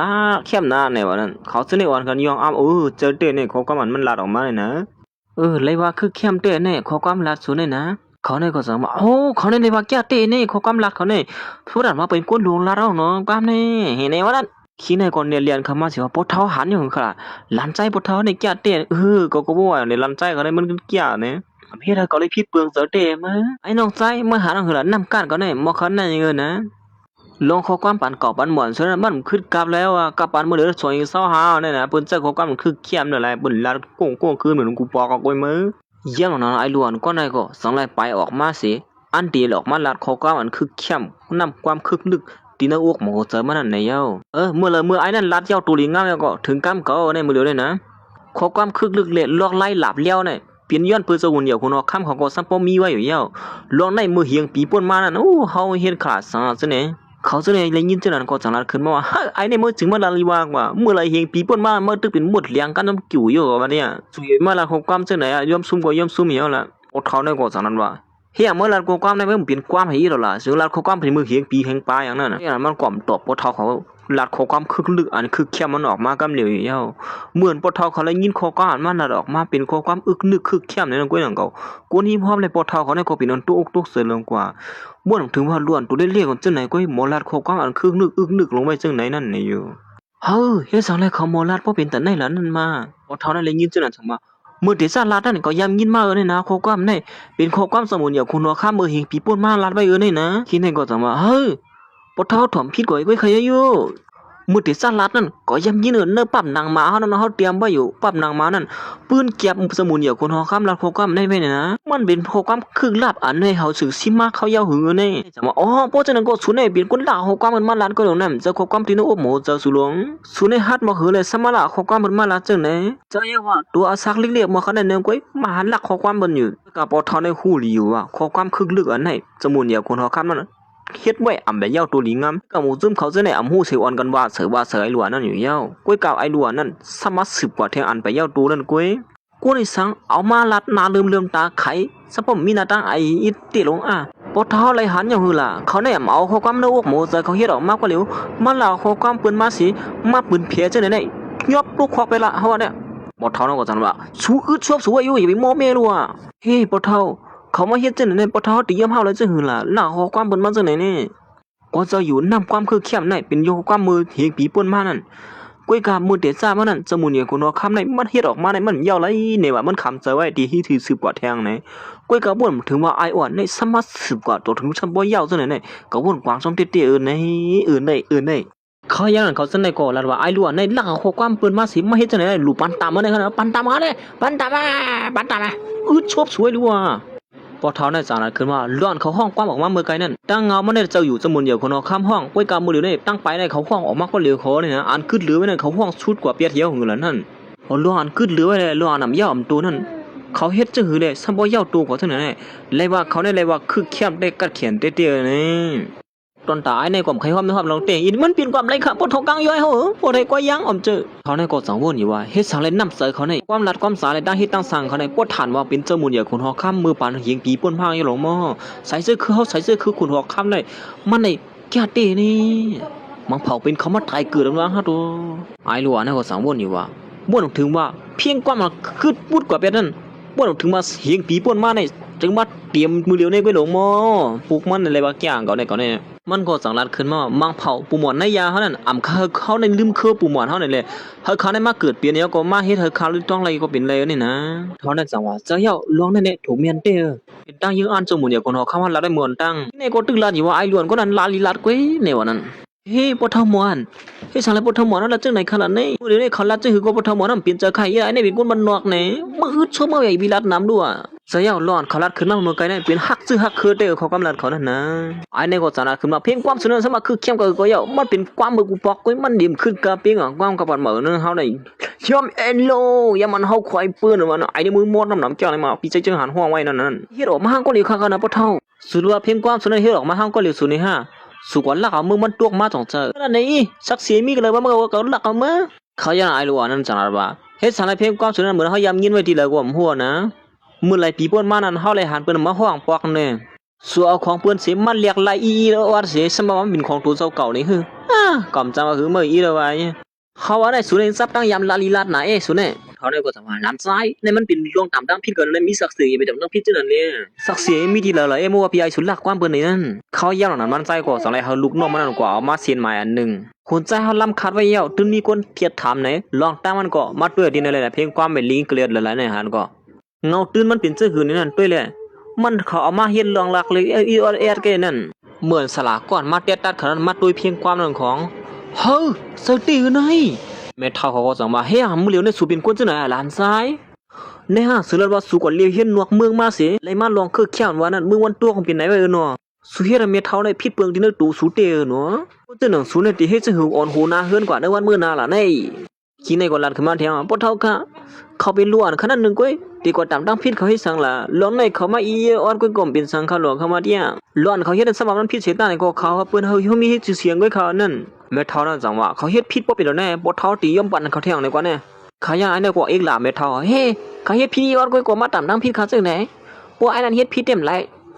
รขอได้แม่เฒ่าในฮักไผเดิมฮักเพ่งๆกันเว้ยนี่ก็เอามึงวันตัวนั่นล่ะดีๆมึงวันตัวเขาได้เฮ็ดผิดอีสังไหนก็มันลองเลยอย่างอีกะหือก้อยการลวงอันเขาเลยมือวันตัวนั้นบ่ถูกแม่นกันบ่เท่าในเด้อคู่หลีวะฮะไว้กี้หลานใจก็กันแถมมาตะเสียงหาว่าบ่เท่าเขาเล็บดีอีหลวยล้วนน้องซ้ายนั่นสมะเขาที่ชอบมาบ่เท่าอีหลวยในแถมลายๆนี่มึงกำตามือห้ามมันหูแน่บอกในคำเป้ซะนะขี้เสียงจำลายแน่คันเอาเปียงเลยครับบ่เท่าเฮ็ดอันเสเขาก็จังได๋ออกมาซ้ำลายกันภายนอกนั่นอยู่เย้าลองเคียงกันลองเพียงก้อนนั้นสู้รอดกว่าแย้วก้อยก็มังไล่กันพวกนั้นได้สุดที่เอาเปียมได้ห้อมได้ไอ้เฮาที่เฮ็ดสุดไล่หันว่าอันเลยลวกไล่แก่แขนเต้ๆนี่นั่นบ่ได้ก็ปัดให้เมื่อไล่3ผีโอ้ยไอ้เนี่ยก็มาไฮไลท์เนี่ยนะปอทเขาจังว่าหลานใจเนี่ยว่าแก่ไอ้ก่อนในเมื่อสมัยหมอห้องความเสียดายก็มือยันนั้นมันก็จังยีบอกมาเลี้ยวนั่นสิลัดว่าลอกไล่เลี้ยวกับปันเหมือนเนี่ยเตียบคอกับเดียวไว้ว่าขาดเป็น2ปอดกับเดียวมันก็จังในจำไล่มันเนี่ยไล่กับปันเหมือนพันปอกแป๊กกอกปีเห็นเนี่ยน่ะไอ้ล้วนก็ในกดจะไล่กับปันเหมือนว่าสิตัวสู้ซ้ำไล่มันเนี่ยเปิ้นอยู่ยาวก้อยกามันหัวก้นนั้นมันติดเขียนั่นเป็นเจ้าไล่กับปันมือกว่านั้นมันดีเหี่ยวเป้ไรล่ะนะปลุงเขาเจือนกล้ามแถมมันก็อ่อนกันตัวมือปันเฮียงลูกจะเตะหลันใจก่อนเตะวันนี้พร้อมในกดสมาคุณใจในแขนเตะเนาะหมอไล่เฮไล่3เพนั่นน้องใจเขาได้กดสอนมามือวันตัวกันน่ะหมอไหนไล่จังไหนเนี่ยไล่3เพเนี่ยเขาในกดสมาจะเหี่ยวหลันใจก็ได้ว่าลอกไล่เลยว่าแก่เตะก็เนี่ยอาชักเลย12ขวบก็พอเท้าหาหนังเลยล่ะก็ไม่หลันใจเขาในมันเขียนว่าแขนนะกูนั่นเตรียมหมอเลี้ยนหมอไล่มีสลามันดีกว่าหมอไอ้น้องใจมาหันอย่างเหรอก็ไม่ไล่ก็ได้ไล่3เพเนี่ยเมื่อเดียวเป้กับไล่ก็ไม่ได้ไอ้ก็ว่าได้เขาว่าได้สุยอมกันมือเดียวนั้นเด็มตกลื่นนะพอถึงเขายามนั่นมากูสูงยาวห้ามันสวยห้องให้ขี้มุกลายนี่เขายังไอ้ล้วนในก็จังได้ไปออกว่าสิลัดว่าบ่จังเขาได้ยอมกันไงก็จะมาละบ่แก่เขาเนี่ยก็ลอกไล่ต่อสู้อันนั้นอำจิเลยว่าอยู่ที่เฮียมันอยู่ที่ว่าเขาในมีลอกไล่เสมอแหละไปวนนั่นคือเข้มตัดเดียวต่อสู้ผู้เขียนเขานั่นนะว่าเนียวในเขาได้เรียนเน้นลอกไล่เขากูก็บ่เลยหันตอนนั้นต่อห้อยนักกาคำมินมาเลยมันก็จังได๋เจอลอกไล่กับมันเมื่อก่อนในหำเนี่ยเขาให้ในอยู่ยาวห้อยจ้าเขาไล่เคยเจอไว้เลยมาลอกไล่กับปันเก่ามันนั่นเอาไปลอกไล่กับปันบ่ก็ได้ไล่หลวยยันอันนี้ก็จังได๋ลากออกมาเลี้ยวนั่นสิลัดขึ้นมาว่ามือเฮียงปีเพิ่นมานั่นเลี้ยวก็ในเฮ็ดให้วันมึงบ่เลยกัดเยียนย้อนเพิ่นมันวันมื้อไหนๆก็ได้เฮ็ดให้มื้อบ่เลยหันกว่าวันมื้อไหนเฮากูก็บ่เลยหันเตนดาว่าลอกไล่เฮาได้มันแก่มากะหือนี่นั่นเขาย่างนั้นมันก็จังได๋การนี่ไล่เลี้ยวมันตีเนเกกลางก้นน้ำได้อยู่ยาวเหมือนปอทอเขาเลยหันไล่เลี้ยวนั่นก้อยนั่นเขากุงซัวมันสิอาด้วยเฮ็ดนั่นน้องล่ะเฮ้คุณใจเรียกเขาในแก่แขนเต้นะเคยบ่แก่เต้ก็ได้มื้อกวนที่มาด้วยเขาซ้ำไล่กันนั่นก็อะไรหันลอกไล่มันก็อ่อนกันตบมือข้างผาข้างมันอยู่เย้าครูสอนก่อนเตี้ยตาดันก่อนสันว่าลอกไล่สุนให้เกียดแขนเต้นะห้ามไปต้นยำหันเสปอกป้อตันว่าลอกไล่มือเฮียงปีป่วนมาเขาหลงมอมือเฮียงปีป่วนมาตินเนื้อปับปืนเขานั่นเตรียมไม่ว่าสมุนเหยื่อของนอข้ามพึ่งไล่ใน3ปอกให้ชูเขียนเรียนไปชมหันกวนเลยวะนะทอเขาก็สอนให้ถามมันว่าสุสอนมาตีละล่ะนี่ลอกไล่หลับนั่นได้พึ่งก็อะไรไงก้วยกาตั้งยามกวนเขานั่นได้ตัดที่พึ่งได้ขยับไปเขานะปอทอหูสังว่าเขาในมีลองตั้งกัดแขนก้อยมีลองตั้งสมัยตาป้อในซึ้งยิบกำที่นั่นน่ะเฮิรนก่อนน่ะเฮิรนมันขึ้นเยอะเลยไอ้นี่ละเราเจอเต่งก่อนในมือขี้ในก็เลยยินจนนั้นก็ใครฮัดลัดความยาวน่ะต้องดูยิงก็ว่าเขาเฮ็ดถูกเมนลอเมนตั้งป้อในซึ้งสมัยยิงเหยื่อสิตาในก็กำหนึ่งก้อยก็ลุบเดี๋ยวเพียวไปแล้วว่าลองซื้อในเนื้อปืนก็เตรียมมาหยุ่มซะคือเนื้อปับหนังหมาเขานั่นเจาก็ยำอ่านเนื้อปับหนังหมาเลยนะปู ปุ่มหมอนนายาเฮายำสั่งสอนเฮาซึ่งไหนไว้เต้หนังวายาวอันนี้ก็หันปอเท่าเขาจะดีโนน้องไส้มาเลยเพิ่นนั้นปิ้งปอเสือไว้อยู่ยาวสัวซักจึงเลยฮุกขบว่าเฮ็ดจังเลยฮู้ลองปืนเก็บซึ่งไหนได้มามันก็จังว่าอย่างเลยบ่ฮู้ก้นก็ปุงตังขึ้นมาก็เป็นเก่าเกนี่พูดฮักหลังวันเมืองก็บ่สึกสิเป็นมัวดองเหรออ๋อข้าก็อ่านนี่แค่เรียบเฮ็ดอีออดเห็นนั่นนี่ก็เขาอย่างนั้นมันก็จังทำปอเท่าเขาว่าปอเท่าข้าได้ย้อนทำปอเท่าอีกนึงตีเอากวนนั้นฮู้ลองเสเมตาแหละหมอฮู้เปิ้นเจอเฮาแหละนั้นก็ตีเฮาเอากวนนั้นที่หมอเอาเป้เปิ้นนั้นสิมายิบกำมันเมืองฮะเฮาซับเลี้ยงหลานในบันด้วยรู้ขี้ในก็จังว่าอย่าไปกดทอมไอ้ล้วนก็ในลัดมันดาลีลัดอุบผูก็ไหนก็นั่นเปียดหมอเลี้ยงในกวนจึงไหนบ่ทอนก็จังอีกลาวะน้องนะย้อนบ่มือเลี้ยงมั่มเลี้ยงล้วนก็ในมือล้วนเขาเฮ็ดมาจังนี่มันผิดเด้อนะก็บ่วนไปในมือลองซุ่มกันนั่นก็ไว้สิก่อนก้อยกะตีเอาเป้เปิ้นในมันไหลละก้อยเฮ้ปะเท้าอย่างมึงเหลือในเปลี่ยนเจอไอ้หลวนก็ในกำเหลียวขนาดนี้จิว่าปะเท้าเปลี่ยนเจอข้ามาตัดสีขนาดเอ้ผมปิงปอเสียเนียเลียนมาจ้าปืนกลางกำเหลียวนะเขาขันหันน้ำมือก็ห้ามมือเตะอะไรมือละเฮ้ยไม่เห็นอันใหญ่มือยันเม็ดเท้าเขาเปลี่ยนตัวเสือเฮ้ยลันใจเขาไว้คิลิงนั่นเป็นอะไรก้อยก็ว่ามือพ่ออันปืนกลางไอ้ผู้ใจก็ในเลียนออกมานั่นก้อยนั่นก็มันใจก็ใจหับเอาให้นั่นอยู่ยาวเฮ้ยมันเป็นก้อนอะไรจะหือละนั่นเมื่อหมดซึ่งเขาไล่หันเจ้านั่นก็อ่อนกันตุกเสโลห้าเผื่อห้ามันอยู่ยาวลูกเขาได้ห้าปืนกลางไล่ตีเนาะหลีอามแก่นั่นมาเมื่อไอ้ล้วนก็ได้ห้าไล่ปืนกลางนั่นก็หนังเก่าถือตีหมูซึ่งเขาจะได้ซันบอตุกเสโลกว่าเฮ้ยฮีเขาจะบอกห้าไล่ปืนกลางนั่นมาไล่ยื้อปืนกลางส่วนไหนกว่าสอนมาตีก้นตามบ่อถ้ารออย่างยื้อสปอหมอยื้อเรามาแก๊กก้อยกาทางลองหนึ่งอันสุถูลีเฮียนหูนี่แหละถูกลีลักเฮ็ดให้ไผ่ลางเพิ่นเจ้านั่นเลยลีสวนนะสมาสุที่ยื้อปืนกลางได้กว่าตั้งเลยสีตาเนี่ยก็มันดีมาหาสูขึ้นก็เลยบ่สุ่มหมอยื้อดีๆเฮาที่เฮ็ดสูเลยฮู้ก้อยการลักเฮ็ดไผ่ลางเพิ่นนั้นมันเป็นซื่อหือแหน่เอาขึ้นเลยปืนกลางมาเฮ้ยเฮ็ดหือเต้นั่นมาอย่างนั้นไอ้12ขวบนั่นก็ปีนตาหายลงให้นั่นเนี่ยสูมาเฮ็ดให้เฮาได้มันไล่หรอไอ้เนี่ยก็กูยิวสัมปติลันเต้ว่าหลานอยู่ทอมจติลานิสังเขาอย่างนั้นมันซ้ายก็สังไล่ไปขาดออกกว่าเพนาไผ่ตาไอ้ล้วนก็ในกำเหลียวมาเฮาที่เฮ็ดเนี่ยสูไล่ยื้อปืนกลางได้ปืนยื้อซึ่งหือนั่นมันก็จังได๋มายื้อปืนกลางลักขึ้นมาก็นักมันเป็นนักมันเยี่ยงไม้เตียนปักไว้นั่นก็เมียนอะไรลีเต้หนังว่าเย้าเฮ้ยเมียนตีนดีน่ะเต้เนาะเตียนขี้ในเลยหันก็เป็นตุกเสือลงกว่าเต้แทงว่าเฮ้ยแขนเต้แก่เต้ในนี่ว่านั้นคนที่ได้ปังบ่เลยหันจังนั้นก็ก้อนเป็นเม็ดเท่าเขาได้ลูกน้องตะเปมันได้ก็เป็นงินซุ่มเต้ๆไว้โอ้ยหลานไส้ก็ได้แก่เต้ในมือโอ้ยยิงก็ได้ก็สามารถถามว่าคุณใจเฮาเป็นซื่อพ่องขนาดนี้เม็ดเท่าได้ก็สามารถมึงเฮ็ดซื่อเลยเฮ็ดที่น้องไส้มาซื่อแน่เม็ดเท่าอย่าไปไม่เสือค่ะข้ามเปลี่ยนสร้างค่ะนะพี่ไอ้เฮาได้กูอยู่สมบัติหลานเตียงอันนี้ก็ลูกขึ้นมาสิแล้วว่าหมูซุ่มสูเต็กเตียงเฮาก็ไหนย้อนเปิ้ซุ่มห้าเฮาเลยเป็นคนซื่อไหนนั่นน่ะเห็นในวันนั้นย้อนเปิ้เฮาได้มีดีป่องตีเปียวตอนนั้นสายตาสุดนั่นน่ะเจ้อเม็ดเท่าได้ฮักลูกเปลี่ยนกันให้ก่อได้มั้ยแฮกก็เปลี่ยนกันเห็นในวันนั้นเจ้าว่าเมื่อไรปีป่นมานั่นคำต้นหันถึงโหลันไส้ในชีวิตเขาเนี่ยก็เป็นหลานเต้ๆเม็ดเท่าเหมือนกันเฮ็ดสังไรสัมปอมหันถึงกันซอยอีเด้อย่านายล้วนก็สังไรขึ้นมาว่ามือเฮียงปีป่นมานั่นลอกไล่ก็ได้แก๊กแขนนี่ก็กะปานมือเหลียวมันเดี๋ยวไม่แจกนึงอีกสังกันตั้งเก่าเลยก็ว่าได้สุคุบเขาลงมือเหลียวเลยล่ะมือย่านย้อนปัวอินเฮียมันยิงเยอะนะอะไรไอ้เนี่ยก็ขาสั่นๆใช้ก็คุบลงให้นั่นกำเหลียวนะคือมึงที่นั่นมาก็คุบลงอย่างเต้นั่นลุงก็ได้ก็อ้างที่ลูกสู้ขึ้นมานั่นก็นั่นก็หูเขามันก็จุ่มอะไรเหมือนกันย้อนปัวเขาได้มีเสือหนำมักโลผ้าน่ะอะไรถึงที่อินเฮียงนั่นสมบูรณ์เต็กเตียงเขาอยู่เยอะย้อนปัวกินเนื้อใสเนื้อเลือดฉุนในมีเสือหนำมักโลผ้าเลยมันเลยเป็นจังไหนนะเขาได้สั่งสวนช่วยเหรอเขาอย่างไอ้นายก็จังว่าคือจังไรขึ้นมาน้องซ้ายปีก็เคยซ้ำตัวว่าลอกไล่น้องซ้ายในแขนมอกก็คือนั่นนี่อย่าไปเสือข้อเพราะเป็นแต่นั่นเลยนะสุมาอ้างจังไหนถามว่าเขาดียุ่มสูในกว่านั้นด้วยลูกหูเขาสูเต็กฉะนั้นฉันบ่เคยจูมลิ้นเดียวมันก็จังไรเฮิร์นน้องซ้ายไปนะเฮิร์มันลุกขึ้นชิวันตั้งสิกว่าเขาจงค่อยอุบกันเลี้ยวในวันนั้นย้อนพัวเตียนมันคุบเข่าอยู่ในกล่อมเจอกลางสมันคุบเข่าลงบนเตียกเตียงเลยคุบเข่าเลยก็เจี๊ยบปิดเจอก้อยกะว่าสุยอย่าไปไม่เจอนะเขากล่อมข้าเขาสู้คุบเข่าตัวจูตัวปันจังไหนนั่งเก่าเขาก็ปล่อยบรรจุลุงเก่าเว้ยเขาอย่างนั้นพอลุงก็ในก็วนสั่งมาสั่งอย่างไรจังไรเราปอเท่าค่ะปอเท่าหาลูกไล่อินลูกมือเหลือผมคือลูกไล่เนี่ยเขาได้จู้แค่ในทีเดียวนี่ปอเท่าก็จะลูกขึ้นมาสิว่าเจอเตียงก็อันเมื่อลันก็มือลันซ้า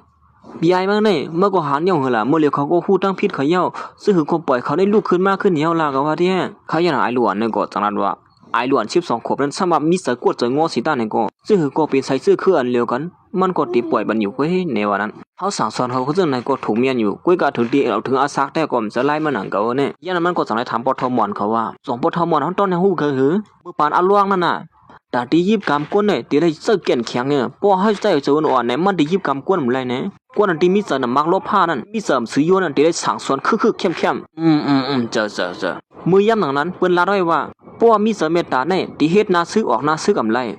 สังว่าติซ้อมใส่เขากว่าซึ่งนั้นเขายาวก้อยในวันตั้งนั้นเดี๋ยวเฮ็ดให้เขาเลยตุกข้าก้อยบนด้วยล่ะเจอเตไม่เท่านั้นก็อ่านที่ปอเท่านั้นมาปอห้อมด้วยล่ะหล่อนลันใจให้ละในถูกเมียนเตอสังว่าเขาตั้งสองในเมียถูกเมียใส่เขาในในก็เป็นรองดีหนังเก่านี่นะอย่าไปไม่เสือว่าสิปอกมือก็ที่สั่งสอนเขาก้อยเขาซึ่งเนี่ยก้อยกำมือเหลียวนี่อย่าไปให้เขาคุบเขาซึ่งนิดเดียวให้เขาลุกขึ้นมากขึ้นเหนียวละเขาอย่างนั้นมันใส่ก็สังละมือเลยมือปอทอหมวนฮอดลัดมาซึ่งไหนก็เขาที่บ้านเขาย่ำสู่ปองนึงเย้าปอสุ่มเฮ็ดจอมอะไรก็ที่เฮ็ดจอมนั้นลุกขึ้นมาครับเนี่ย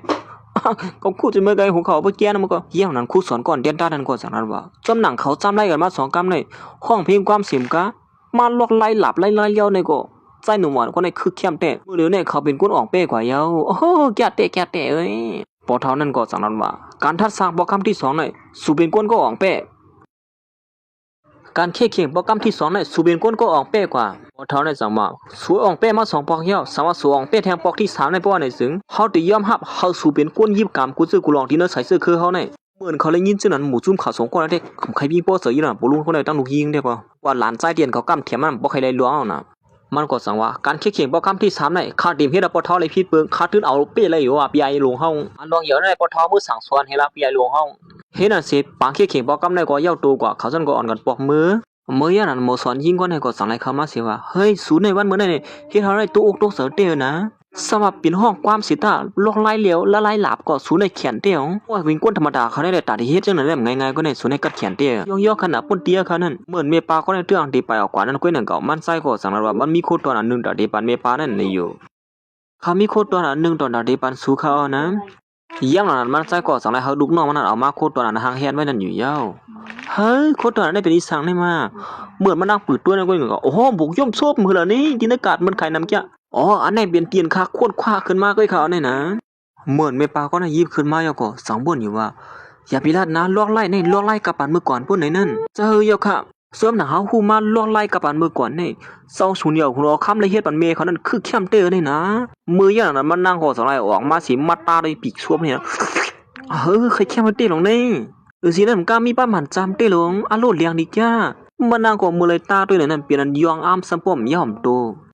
ใส่หนุ่มอ่อนลองตั้งกัดแขนสุดในเฮ็ดเฮาเลยตุกเสือปอกนึงอย่าปอกนึงเต้หลงหมกย่อมโซดเนี่ยชื่อว่าคือเข้มเต้เนี่ยย่อมก็เลยเลี้ยงกันนั่นเต้หลงย้อนปัวมือพ่อนมันเป็นสมุนเหยื่อของนอกมือหิงปีป่วนมานั่นมันก็เฮ็ดปันเมเขาย้อนปัวผู้หญิงก็มือไกนั่นเหมือนเมเขามือปีนี้ปีป่วนมานั่นแหละมันก็เฮ็ดปันเมเขาในนั่นน่ะเนาะเขาเลยตามมุนต่องของเสียวโลลูกไส้กันในหมอกย่างเปิ้นเจ้านั่นในมันใจสำเจอเนื้อผู้หญิงก็ได้เด้อว่านั่นเดียวมันใจก็สั่งว่าข้าทั้งตึกต้องไรขอความสั่งรัดไม่เฮาไว้อยู่ค่ะไส้หนุ่มอ่อนคู่ของสมัติตอนเฮาได้มันกะคันเหยื่อนะล่ะนะห่อมจังเอาไว้บ่สุเลยเซอก็เฮาเป็นอันจุ่มเสื้อในยาวเขานะลูกน้องตาเป้มันก็สั่งว่าคุณยิ่งค่ะคุณใจเฮาเนี่ยต้นปันโคตรตอนพอสิปอกหรือสิผู้ยิ่งก็นึงเลยตั้งศูนย์ในก้อยเขานะอันเขาปานมาแน่มันนางก็สั่งว่าได้เหมือนว่าเขาได้หันว่าเฮาได้เป็นก้นน้องใหญ่ก้นหนึ่งก็นี่นะเพราะฉะนั้นก็ยินส้มเดียวน่ะเฮาต้องก้อยทบกันได้เฮาจะย้อนปองมือก่อนนะบายสวาบ่ได้ก็ได้หลายๆเอานะฮะเนี่ยมันใจก็สั่งให้ตึงลาดคติเมียเขามือผีนั่นว่าคติเฮ็ดเฮาเมียเฮาเลยผิดเปิงเสือคติชื่อเสียงลือหลังคือโดนดึงลมพานี่ตอนตาเขาได้ก็มาจะนำใส่กำสิป้องหลานนี่บ่ท้องอย่างบ่ท้องห้อมเป็นจังหลังใจในชีวิตได้มาโอ้ยชัวมันได้ดีๆขอยิงก็ได้ก็สั่งเฮ้ยบ่ท้อตียุ่มเขาความละไอ้นั่นเนี่ยจะไล่อยู่นี่เสียค่ะบ่ท้อดีจังไหนเนี่ยไรนะ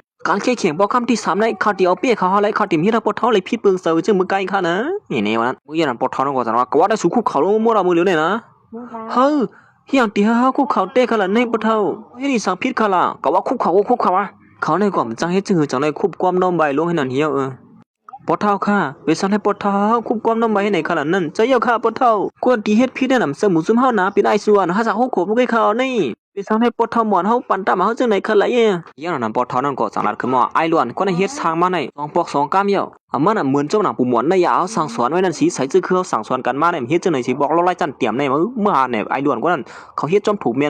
ก็เลี้ยงเฮือนมาม่วนๆตัวคนสุเลยมาบ่คันได้แค่ใส่จื้อคือในสืบปูดกันมาในหลายเฮียงเปียว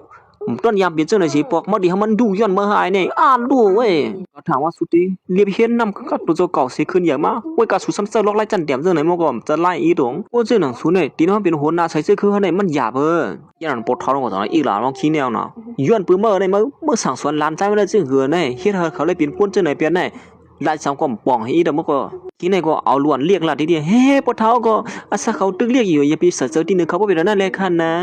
ะก็เฮาก็มีลองผิดเปิงกันอยู่ค่ะกว่า อาศักอีสังตึกเรียกอาศัก12อ่ะสุดที่รู้ใจนี่ว่าอาศักตึกเลย6ขวบก็เขาเฮ็ดอีสังก็ซื่อๆยุ่ๆต้นเป็นเรียนเปิ้นยิงก็ในก็สังว่าปอเฒ่าอย่าไปกว่าเมาจอมไอ้นั่นนะเขาอยู่เรียนเก้าเรียนเปิ้นเว้ยนั่นลวงเฮ็ดสังเขาในหลานใจได้จัดเด้สุใครขับใส่ซื่อคือในดีเป็นไรคะเนี่ยด้วยแลการทัดสัง2กำก้อยก็เขาซัมบ่ออกเป้หมู่ซุ่มซุยเอาด้วยเลยลองเฮ็ดสังเขานั่นถ้ามาเปิ้นตามดังพี่ซื่อก็เขาแหนมตู้อกตู้เสือเสหับมือเลยกูคอกูกำล็อกไล่เขาได้คืออย่ามอกะหือในม่วนกวยแอพอเท่าในก็เหมือนที่ฮู้ว่าหลานชายก่อนมันนำยำด้วยถือมานั่นม่วนนำถึงว่าติมอลอดขอความซื้อในเลยขอความกวนมือปานก่อนพอเท่าม่วนด้วยคาแลล็อกไล่พึกล็อกไล่ในพึกไล่เลี้ยวได้ง่ายอยู่กวยกับพึกเอาจ้างตั้งยามในมันนำได้นะม่วนด้วยดีๆคาแลเจมือปันปูปันหมอนเฮาก็ตื่นสั่งสอนมาย่อสิมื้อละเลิงหั่นล่ะปอเฒ่าม่วนด้วยคาลีเหมือนบ่ทันได้ยินข้อกำลัดหลานอ่อนมันอาสา6ขวบนั่นก็ปีนั้นว่าเซอร์ติเฮาอันร้อนมันลัดนั้นในวันนั้นมันก็สั่นมาตีเขา3ก้อนในว่าปูหมอนน่ะยาเฮายามสั่งสอนมาได้สุเนี่ยอำเฮ็ดจอมสีหลงม่อมีน้ำเสือเพ่งเป้งและน้ำเสือเมตตาและถึงที่ชุ่มเปลี่ยนเปื่อยโหนากวนเลยในสุสำเฮ็ดได้เห็นเมียวมีน้ำกัดหลายๆก้อยมีน้ำเสือเมตตาก็อำเลยดวงมีน้ำเสือเมตตาหลายๆก้อยมีน้ำกัดก็อำเลยดวงเหมือนกันเลยมีดัง2เมียวลองในนี่นะก้อยก็ต้วยหมูซุ่มๆเนี่ยมันเลยดวงเฮก็เลยดวงมึงทีนี้ก็สั่งเฮ้ยปอเฒ่าเตนี่สั่งขนาดไหนปอเฒ่าตั้งเตียววันมื้อไหนกว่าเขาเดียวมันขึ้นตั้งสิตั้งบ่ดอนเขายุกอาบตื่นล่างพันสุนั่นอันมีอยู่นอกเมืองนั่นนะเฮ้ยปอเฒ่าที่เฮ็ดไหนเนี่ยมันจะไล่อยู่ปอเฒ่านั่นมันเป็นใส่เสื้อคือเฮาเฮ็ดมาเขาในปอเฒ่าเฮาคัดเสื้อเฮ็ดมานี่สิมื้อละๆป่นเขานะที่เฮ็ดก็จังได๋มันจะไล่อีกค่ะปอเฒ่านั่นก็สั่งน่ะขึ้นมาที่มื้อทัดสั่งกันโปรแกรมที่1เย้าเขาก็เฮ็ดเฮาเลยฮู้เย้าเขามีน้ำกันมาก็หือโปรแกรมที่2ก็สุเลยหานเย้าซื่อหือแน่เขาขึงกูซื้อกูลองแน่ไอ้นี่ก็สั่งว่าเฮ้ยปอเฒ่าที่เฮ็ดจังได๋ที่เฮาเนี่ยมันไล่คั่นนะปอเฒ่าหมู่ซุ่มสูเฮ็ดหางก้อยสูก้อยลองได้แน่เขาอย่างปอเฒ่าก็สั่งได้สั่งให้กวนมันมาเสเอาซุงมันนั่นมามันติอยู่เอาเหมยนั่นอาปันหลานใจก็ที่หามันนั่นน่ะเองเขาติบ่ยืนมาปันหลานใจชาคบของเขานั่นก้อยเอาขาบ่ได้ลงเฮ้ยปอเฒ่าก้อยขี้ลิงเอาแนวได้นั่นมื้อยันนั้นคันก็สั่งว่าเฮ้ยหลานใจม่วนถึงว่าปอเฒ่าหมอนเนี่ยเดียวอันนี้อาปันหลานใจเนาะดิอามเกียลุงน้องตอเปียมันก็สั่งว่าคุณใส่ฮัดติเฮ็ดซื่อหือค่ะหน้าการดีนอกเมืองนั่นค่ะนะร้อนเขาอยู่อาปันฮอดได้บอกว่าเขาเยี่ยมหาไปเฮาเยาน่ะยองได้แน่เขาวนมาแต่การทัดสร้างโปรแกรมที่2นั่นแท้เล็บซัดเฮ็ดเยาว่าเล็บเยาตัวโปรแกรมที่2ในก็ก็ตัวยลายเนี่ยเด้อนี่นะกังซาเขาก็ซับบ่มีความลาดมันไว้เยาแน่เขายังไม่เท่าเขาจังนั้นถามมันใจว่าเพราะฉะนั้นหลานใจที่สืบเฮ็ดจะคือกว่าแล้วได้เพราะทันมานั้นเขายังมันใจก็จังได้สั่งลูกน้องมันก่อนเป็นผู้หญิงเนี่ยว่าเฮาแซงลงกว่ากูลูกน้องเฮาอันอยู่บาเตอร์นั่นเท่ากับด้วยถึงกุมนี้เฮาตีนอกเมืองนั้นกำเหลียวในอยู่ตัวเหลียวได้มีนาการไว้เยาในอยู่เฮนั้นบ่นั้นเมื่อเดี๋ยวนี้เฮาได้อยู่ที่ในเสเปิดด้วยเทงก่อน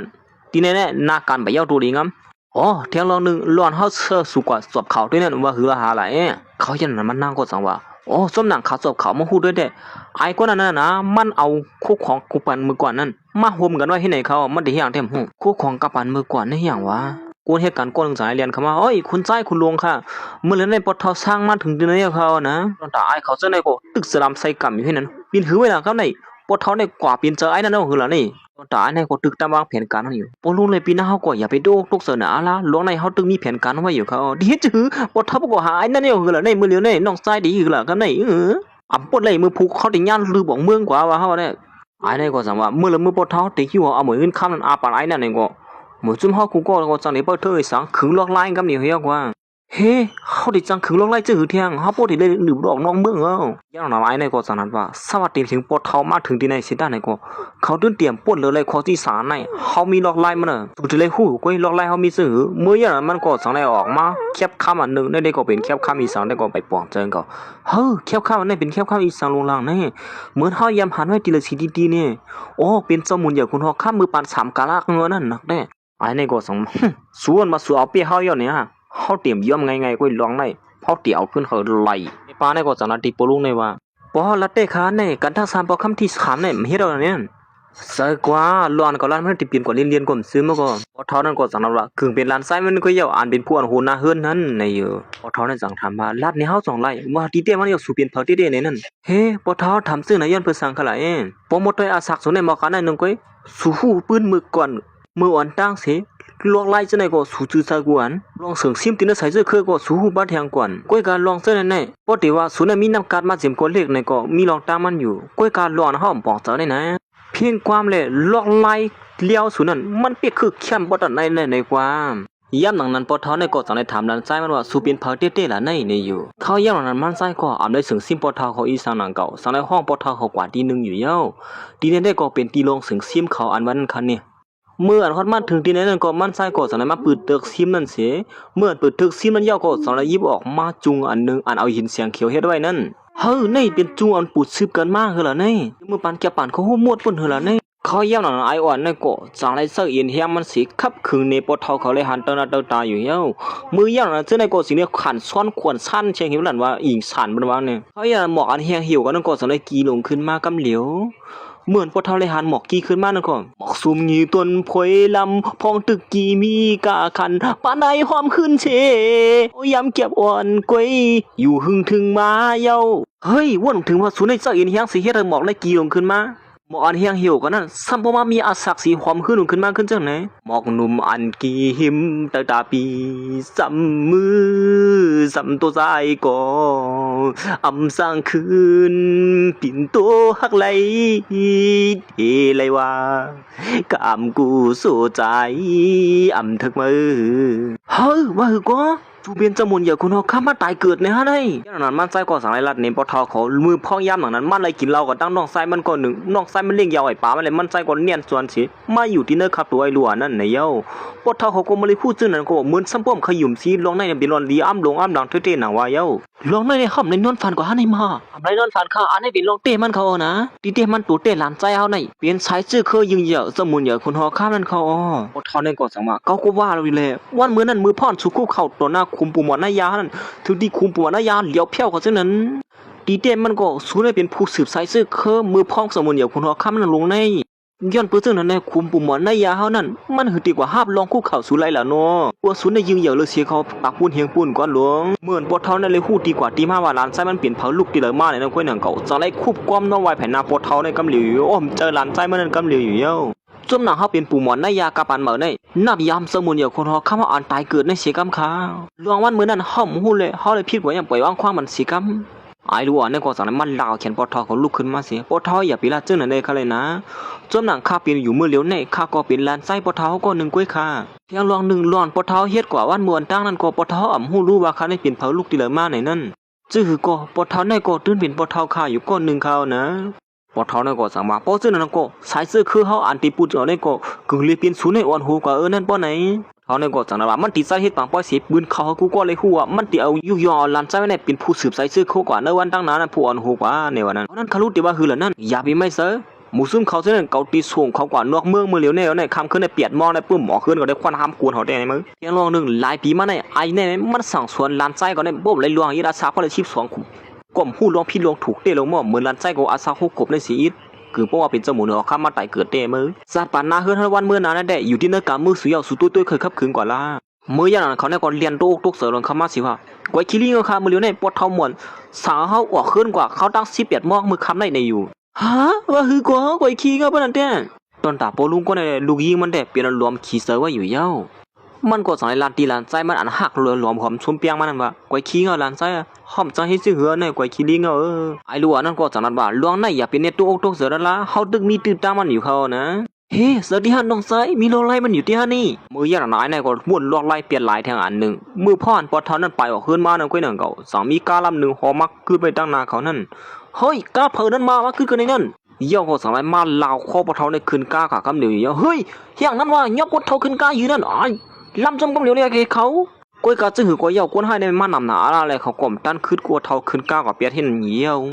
ปอเท่ากลางคนก้นในเมื่อออกเฮิรนมานั่นเป็นล้อมสั่งถูกเสยสั่งมีก้าลำหนึ่งบางย่อมันขึ้นกว่าก้ากำเหลียวอยู่เย้าเขาอย่างนั้นลันไส้อ่อนมันไส้ก็ตีอันเรียนจอยมันไส้เลยอ่ำตันขึ้นมันไส้ก้านั้นซัมโปฮอเรียนออกก่อนตั้งเย้าไส้หนูอ่อนก้นในย้อนปูอ่ำเสือก้นธรรมดาและจันนายลาตีลูกน้องมันนั่นว่าลำส้มก้าลำนั้นกำเหลียวก้าเขาก็ขึ้นอยู่ลำหนึ่งในอยู่เขาขึ้นก้าลำนั้นตั้งเสก่อนนอในเย้าเฮ้นั่นเสมันเลยผู้หญิงก้นในก็สั่งไรเกี่ยวขึ้นก้านั่นเสเขาตั้ง2ก็สั่งไรล่ำส้มก้านผู้ให้หอกกว่านั่นกำเหลียวอยู่เมทัลเนี่ยก็จะว่ากว่าลอยๆน่ะอย่าไปหัวไว้น่ะกำกูคิดตกตั้งเห็นในวันนั้นคุณไส้ค่ะเส้นตั้งไกลว่าเป็นดอกได้หมูซึ่งเขาล่ำขึ้นขยโยมันใจกว่าจังว่าเมื่อไรหิงปีโป้มานั่นเขาล่ำคู่เขียนนั่นแหละเขาซื้อวันล่ำหลายๆเขาแต่มีล็อกไล่มันก่อนเขาได้กว่ากลางไว้กูตั้งเขาไปกว่าตั้งแล้วก็สมบูรณ์รอด มันใจก็จังได๋จกพวกมันขึ้นมาเสิกับสืบหาลูกน้องมันอันมีอยู่ที่นึงนั่นหมู่ซุ่มซูลำจอมกาเฮกางกาไว้อันกาสีขาวเลียนกว่า1เส้นตั้งหลวงตาลือเอียก็ตุ้ยจ้ามันเขากว่านั้นลัดสวนเฮากว่าเขากว่าถึงที่ละลายๆในอยู่อ๋อมื้อเหลือนั่นได้เขาป้วนเวียงดนตรีกว่าเยาค่ะได้ก็สังนั้นว่ามื้อเหลือนี่เขาที่นเวียงดนตรีเยาเฮาเหลือฮอกกากว่าอันตั้งนะปล่อยเหลือ12มื้อเขาดังได้เขากว่าปล่อยเดียวมาอยู่มาอ๋อไล่เขาบ่เลี้ยงเฮาหรือสินั่นก็การมันใส่จังได๋สังลูกน้องมันนั่นป้าว่าอำไปโลเฮกาเขานั่นไว้ละละปานเขากว่าซึ่งนั่นสิกว่าในอยู่สังสมานั้นค่ะล่ะคุณใจถูลิงยอป้อมเดียวเขาได้ก็สังนั้นแทงว่าลอกไล่มือกันก่อนว่าเขาได้ตีกว่าตั้งเหล่านี้เฮาบ่เลยถึงตีถึงตั้งกว่าบ่เฮาปล่อยเขายอบเขาบ่ตั้งนั้นได้เฮาเตรียมฮู้ว่าเขากว่าที่เหล่านี้โอ้เสเตนั่นยานั้นมันใส่ก็สังได้สังลูกน้องมันนั่นเฮากว่าเฮไว้ซ้อมสินตั้งเพจนั่นอำปันเฮากว่าจำตั้งเพจนี่อยู่ยานั้นก็นังกับสืบมาซุมันก็สังว่ามือเหลือได้ก็มือเหลือได้กาเขาคือมือดังปอดหองปุ่นขึ้นเยาค่ะตื้อกว่าถึงปีจอกแม่ให้ไหนคะนี่เลยว่ากาเขาในไว้แกใน2มื้อนี้ได้มันถึงบ่ถึงจอกแม่มื้อวิ่งโดนตีจอกแม่เนี่ยมันจะจำกันมาก็ปีจ้อหาอันเฮาลัดไว้ในพินเปิงเตอ่ะคือมือปอดของเตหลงข้าได้จอมกำอยู่ก็ค่ะคุณใจเฮายามหลังนั้นมันใส่ก็จังได้สาลูกน้องมันตึงลาดไว้ไผปูมีปุนพรเขากำเหลียวนี่อยู่มือยามหลังนั้นได้ก็กาเลยเขาได้ดังผู้ให้นั่นก็ล้ำจูจีจูจากันมาอยู่เหนือเชียนตั้งนั้นตีขึ้นกว่าขึ้นตีขึ้นกว่าขึ้นอยู่เฮ็ดนั้นเพราะยามหลังนั้นก็ในเหนือเชียนตั้งได้ก็เป็นกาเขาหลายๆว่ากาบ่ได้จังย่ำจอมเฮาอีเด้อล้างปะอุปะอูให้นั่นน่ะนะเฮาติปล่อยเขากว่าเส้นได้ไล่นั่นก็เฮาได้ล้ำจอมเฮาขึ้นแล้วนั่นมันใส่ก็จังว่าเหยียบปีปาให้ก็กว่าตัดหน้าเขาไว้กำเดียวเฮ็ดจังได๋มีเพียงเขียนนำเขายกผู้ชายเป็นสังคับคือจำหนังเฮาลาดนี่ก็มองว่ามื้อยามกาเขาก็จังได๋ลัดผันน้ำพันดินพามากำเหลียวขึ้นห้วยขึ้นกูมาเหนียวน่ะกาลำนั้นก็มีมันมีได้ๆมาเขาย่างหลังนั้นก็หนังเก่าผู้ให้นั่นก็จังได๋ลวงกามาเสมื้อได้หมู่ซุ่มสูไปแล้วรอแล้วว่าพายนั่นสั่งว่าเฮ้ยไอ้ล้วนไอ้นั่นมึงไปหายมึงมาเฮียนาเฮาจังได๋มึงกูมามึงกูเนี่ยเอาเนี่ยก็จังว่าหลานใจอย่าไปเจอนะปอเท่าในเท้าเยาซึ่งก็เนียนจนก็เป็นสังหลานใจลูกไปมื้อเฮาว่าอย่าไปเฮ็ดจังได๋คนเฒ่ากางย่อยจังได๋เขาก็มาเฮ็ดดีหังตึงเหนือเฮาก็ยกมือเฮาล่ะต้องตาคิดในก็จังว่าเฮ้ไอ้ล้วนอาซัมมาเตออะไรแล้วโคควาโคไปมาเฮ็ดนาจังได๋มาหมูเนียนจวนหาสักปอดได้มั้งเด้อกูนั่นดีจวยเถียมมื้อแล้วนี่ก็มีบ่เท่าสุดนี่ก็อย่าบ่เท่าสมมุติเฮายอบจอกไว้มันดีจวยมื้อเลยไอ้นั่นก็เฮาหลานใจออกกว่าดิไอ้เขาเนี่ยคันนี้เนาะค่อนค่ำของก็กลับมันลมปิดหายนั่นแนวน่ะมื้อแล้วเนี่ยสูเฮ็ดผิดก็มันอย่าว่าเอาไอ้ขับขึงสูไว้มันใจก็ยุกมือขึ้นมาให้แนวน่ะเขาอย่างไอ้เขาซื่อนั่นก็บ่นว่าไอ้ด่วนก็ในเรียนมันแล้วก็แก๊กไว้ไหนอยู่เฮ้ยเมื่อเรียนตั้งเรียนจังไหนเมื่อถังว่ามือพวกมันขึ้นจ้องขึ้นเล่นนี่ฮะเฮ้ไอ้ล้วนพวกผมใครเรียนตัวก็บ่เรียนออกกว่าที่นั้นได้ดีเยอะก็ว่าได้ก็ปันฟังมาไหนนะโอ้ยอย่างนั้นลงนอกก่อนมาซ้อมมันใจนั่นถังว่าลองนำถึงตีขุนมือใจเฮาก็ไรค่ะข้าได้ก็ขับขึงก้วยค่ะใจเฮาขับขึงว่าเขามีตั้งลวดอะไรค่ะนะเฮ้อำไปซังลองในเฮาก็ที่ขับขึงก้วยเฮาเป็นหัวหน้าก้นก้อนนึงเฮาที่เฮาสุมันขับขึงเลยซื่อเหือลูกน้องมันก็เลยรับข้อที่สั่งที่มันใจเอาเลยจังว่าอ๋อข้าไล่อยู่ครับบ่เร่งเฮ้เมื่อที่มาเฮ็ดเรียนถือมือได้ๆดอกถือมือพุกคนข้างในว่าเขาคั่นลาดน้ำว่าเขาล้วนก็ได้ลาดซื่อผมถ่อมเตะหาไว้อย่างคิดในอ่างที่หามันก็อย่างก็มันตามมืออ่อยคิดในปิงจูจีไว้นั่นเฮียเฮาที่เตี้ยนั่นมาคิดในจ้วกของเขามาในกำมันใจก็ปากปิงจูจีก็แทงก้อนนึงอยู่เฮียไอ้ได้มือก็ยิบกองปอดออกมาได้มาเร็วเนี่ยก็เป๊กไข่คั่วเมื่อได้ดิเลียดให้หมากกวางได้ก็เสิร์ฟเมื่อก็อย่างคิดในกูกวางเลียดขึ้นมากำเร็วน่ะมันใจว่าจะได้ว่าหมากกวางนั้นกำเร็วอยู่เฮียไอ้ล้วนก็ในว่นถึงว่าที่หับหมักกวางลายเสียพ่อย่ำหลังนั้นสั่งเลยเอาปืนสับมันขึ้นก่อนยืมมันใส่นั่นอยู่เย้าห้วยเมื่อปีนคือไว้ล่ะกองยอบเมื่อในมือเดียวเนี่ยนะเฮ้ยไอ้ได้เป็นพีเป็นก้นได้มาเย้าเขาสั่งเลยผ่ามือข้ามันโปลุงก็เลยชับปีนตาหายลงกว่าแทงก้นนึงอยู่เย้า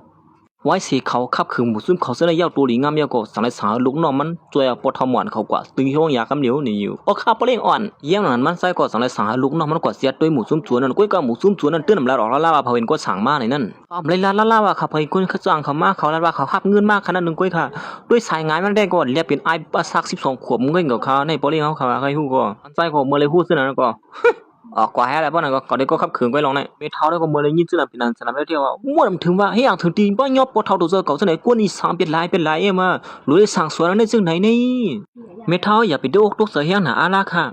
ข้าเป็นหัวหน้าใส่เสื้อคือที่ไหนจอมหนังข้าเป็นหัวหน้าก้อนนึงข้าได้สั่งสวนหมู่ซุ่มเขาไว้ลองในเป็นย้อนตัวว่าข้าสั่งสวนเขาเลี้ยเนี่ยข้าได้ขับขืนบันเขาไว้ข้าลองในเนี่ยก้อยกะเข้ายันหนังนั้นก้อยหนังเก่าผู้หญิงก่อนเป็นลูกน้องมันก็จะเรียนของเขามาแถวเป็นลองสู้อยู่เยอะค่ะมื้อเดียวนี่ไอ้ข้า3 ตัวนั้นมาเอาปอเท่าที่ห้องยาเสียมือยศยาที่เฮือนยอดในว่ามื้อเดียวนี่นะอ๋อนะคนตั้งนำตั้งหลายคำมาที่ในห้องยาให้ไหนคะเนี่ยฮะว่าหือก็ไว้คิลิงเงินปานนั้นเตะมื้อเหลียวปอเท่าตั้มไปฮู้ตัวหือล่ะในผู้หญิงก็ในก็จังลัดปาแถวว่าหมู่ซุ่มเขาลัดว่าที่ห้องยายศยามไล่เขาที่ห้องหมอยาปันเก่ามายศยาปันในเขาว่าไอ้ลูกอ่ะนั่นก็เลยยินซื่อนั้นจังนะว่าหมอยานเขาลัดถึงเนี่ยเขาวุ่นว่าได้เป็นหมอยามึงวันตัวไอ้นั่นห้องมาหมันก็เฮานี่กว่าที่เฮือนเขานั่นกำเหนียว เขาอย่างนั้นเขาก็จะได้ฮอดมาถึงที่เฮือนในเมื่อลงกามันก้อยหนังกับกุ้นพยายาม3โมงก็จะไม่เห็นหน้าเขาไว้ปันเขาเข้าก่อนเด้อล่ะเมื่อเหลียวได้ปอเฒ่าหรือหือลือเสืออ่ำปันเผเข้าก็ยากเขานี่ตานอนปอเฒ่าอันลองอย่ามันได้เปลี่ยนซัวนะไส้หนุ่มอ่อนความหวานอีกนึงเฮาเฮ็ดจำหนังกำสามเบิ่3ไว้ก้อยค่ะเมื่อเหลียวตึกยอดยาวไว้อยู่พอเราเตรียมเลยเขายาเขาย้ำอย่างนั้นไอ้ลัวนั่นก็สังนาติหมู่ซุ่มเขาเสียแน่ว่าปัวเฮาติเข้ากว่าลุยสุดที่ว่าหือล่ะปัวเจ้านั้นก็เฮาเก่งเสืออันหนาเสือว่าขับเขิมไปล้วนก้นหลวงหังอย่างนั้นมันใจก็จังได๋สาลูกน้องมันขับคือหมู่ซุ่มเขาเสน็จตั้งเสียงตั้งหมดมันติเน็ตเข้าสู่บ่เท่าเขานี่อยู่อ๋อครับบ่เลยข้าได้ก็ขับคือก้อยคณะมันนาวกำเหลียวไว้ปีนดาหายว่าหมดแล้วนะเขา3ตัวแต่มันใจก็จังได๋ผ่ามือห้างพักตูนก็ปืดออกมาก็เหลียวเฮ็ดอันนี้อย่างนั้นก้อยนั่นก็หมอยาตินเขาห้องมานั่นก็อ้างติซ้ำมันยากล้องปอเท่านั่นอยู่กำลีเลยมันใจฮอดมาถึงที่ไหนเฮ้สุดีเฮ็ดนี่สั่งได้ไอ้ไหนมาเฮ็ดจื้อฮอดมาถึงที่เฮือนเฮานั่นเมียออกกว่ามื้อเหลียวได้อย่าไปเข้ามาผู้หญิงก็ได้ก็สนาดขึ้นมาปอเท่ากว่าสุวรรณเดี๋ยวก็สุเฮ็ดปอเท่าได้เปลี่ยนจังได๋กวนนี่สั่งเปลี่ยนหลายเป็นหลายใจว่ากูจะสุจันเตรียมเด้อถือได้มาเฮ็ดหนูปอเท่าหมอนเต้ๆประมาณนั้นจังซี่นั่นมันก็ไปห้องมาป้าหมอยาอันกัดเขียนเฮามาห้องยศยาปอเท่าได้กวนซึ่งสุเนี่ยเปลี่ยนหลายแก้ววะไปกะเขาอย่างนั้นหมอยาเนี่ยก็ตึกเก็บได้3ปันปอเท่านั่นอยู่ในที่ไอ้ล้วนนั่นก็เลียนเข้ามาหิหมอยามันเปียดยาก็สั่งอะไรมายิบหนมถ้วยเฮ้ยยาเนี่ยเป็นยาอ้อยปลาเหรอเนี่ยยาอันสุมีไว้อยู่มื้อเหลียวแน่ป้อซ้ำเข้ากว่าyawไหนมันเฮ็ดหูเสาตั้งเนาในเนากว่ากวนๆอยู่ว่านั่นได้มันเตรียมเปลี่ยนสางก้อยกากวนๆอยู่ด้านหลังที่ห้องหายจงกวนที่ไหนนั่นเห็นในว่านั้นมันที่เฮ็ดให้กวนเฮาไหนเหมือนซื่อหนังอยู่รีบกินหวานอยู่ก้อยกาเนื้ออกหมูเสือนั่นกัดกินไว้หมอเฮาเสือยาสูในเปลี่ยนซื่อไหนไว้ล่ะป้อเปิ้นฮู้บ่ว่าได้เพิ่นที่ว่าตั้งเป็นกวนเฒ่าไว้เนี่ยยาสูในนะขี้หมอยาในก็อำยอมรับไร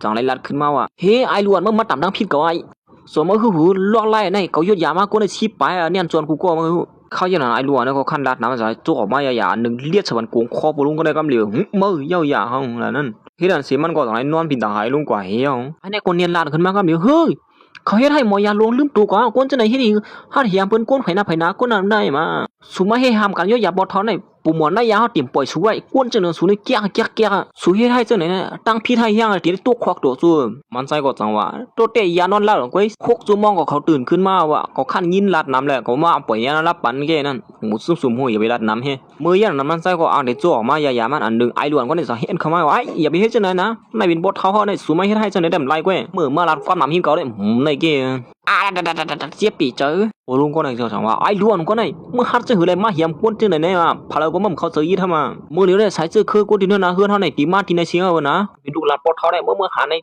นเงียนจวนมื้อละไอ้ได้เขาเจออย่างสั่งไหนโจกออกมาเข็มปลุงก็ได้อ่างที่มาเงียนคอมันก็เข็มปักมือปลุงในก็ย้อนปวดลาดน้ำน่ะได้ล้วนนั่นก็สั่งไหนเข็มปักขอบมือฮัลโหลยากินดีๆเขาอย่างนั้นกวนนั้นเขาลาดถือนั่นก็สั่งไหนฮอดมาถือที่ไหนเฮ้ยเป็นสาระเป็นหินหาเนี่ยฮือหานั่นเขาว่าไอ้หลวนคนนั้นที่ได้ปอดทอไหนเจอเตี้ยเนี่ยตัวที่ในมือเขามีเขียนอันติดตามปอดทอเขานั่นนี่ว่าเนี่ยเขาจะเนี่ยก็สั่งว่าหมูซุ่มสุกุก็เลยหันอย่างเหรอกำไหนไอ้ว่าไอ้หลวนคนไหนมันเมือกเรื่องกันเหรอเนี่ยห้ามมันมอยาซ้ำปีนจูจีเว้ยให้นั่นน่ะมอยาปีนจูจีเอาซ้ำอันดิขับขึงปอดทออันตึกลืมตัวไว้อยู่นั่นนี่นะเหมือนเขาจะในอ่างที่เรียนคำมหามานั่นก็อย่างก็มันใช่ก็สั่งในฉังลูกน้องมันไม่เฮกาวอยู่เย้าว่าคือขลาคุณใจเฮาค่ะไอ้ตั้งน้องได้ค่ะครับคือเข้มแลบลีงามแล้วค่ะย่างนั้นมันใส่ก่อสาวในสาวลูกน้องมันหน่อยตุ้ยถึงหมู่ซุ่มเขาจะในสิกวนมันติยศยานบ่เท่าพลลาดความหนังโป๊บช่วมบ้านอยู่สมาเปลี่ยนพลกว่าแล้วก็หรือไว้หูกว่านั้นฮิตแนวน่ะออกค่ะคุณใจเฮาบอกซะเอาค่ะนะยันบ่ลุงก็ได้ก็สั่นว่าเฮ้สุบินคาเซอร์นึงนั่นเคยชุดิมาเฮียงที่เฮาเที่ยงเพิ่นเลี้ยงรู้ลุ่มล่าสุมาได้สุอันที่มาป่นลือในเฮาได้ก็ว่าป่นซื่อนั่นสุเนี่ยมื้อยันมันก็ยากกินผามือผู้หญิงก็ได้นั่นเนี่ยเฮ้ยหือนั่นมาสูเนี่ยจันเตรียมมาเขาได้ฮัดมาแหมเฮาซึ่งเหือเนี่ยคนใจลาดว่าพลาดความหนังก็ปุ๊บซวบนี่เหรอลาดน้ำก็ปั๊บหมดอ่ะสูเนี่ยเป็นคนจันเตรียมเต้เนาะปวดเหลือจังแน่ๆเอาทั้งสองนั่นก็โมเมียความน้ำนั่นแหละผู้หญิงคนนั้นก็สั่งให้ผ่ามือหายเป็นเขาจะได้จีโก้เหี้ยใจว่าคนจังไหนลาดความน้ำน่ะคนนี่3หูที่เตรียมที่สูเหียมันเปิ้นจังไหน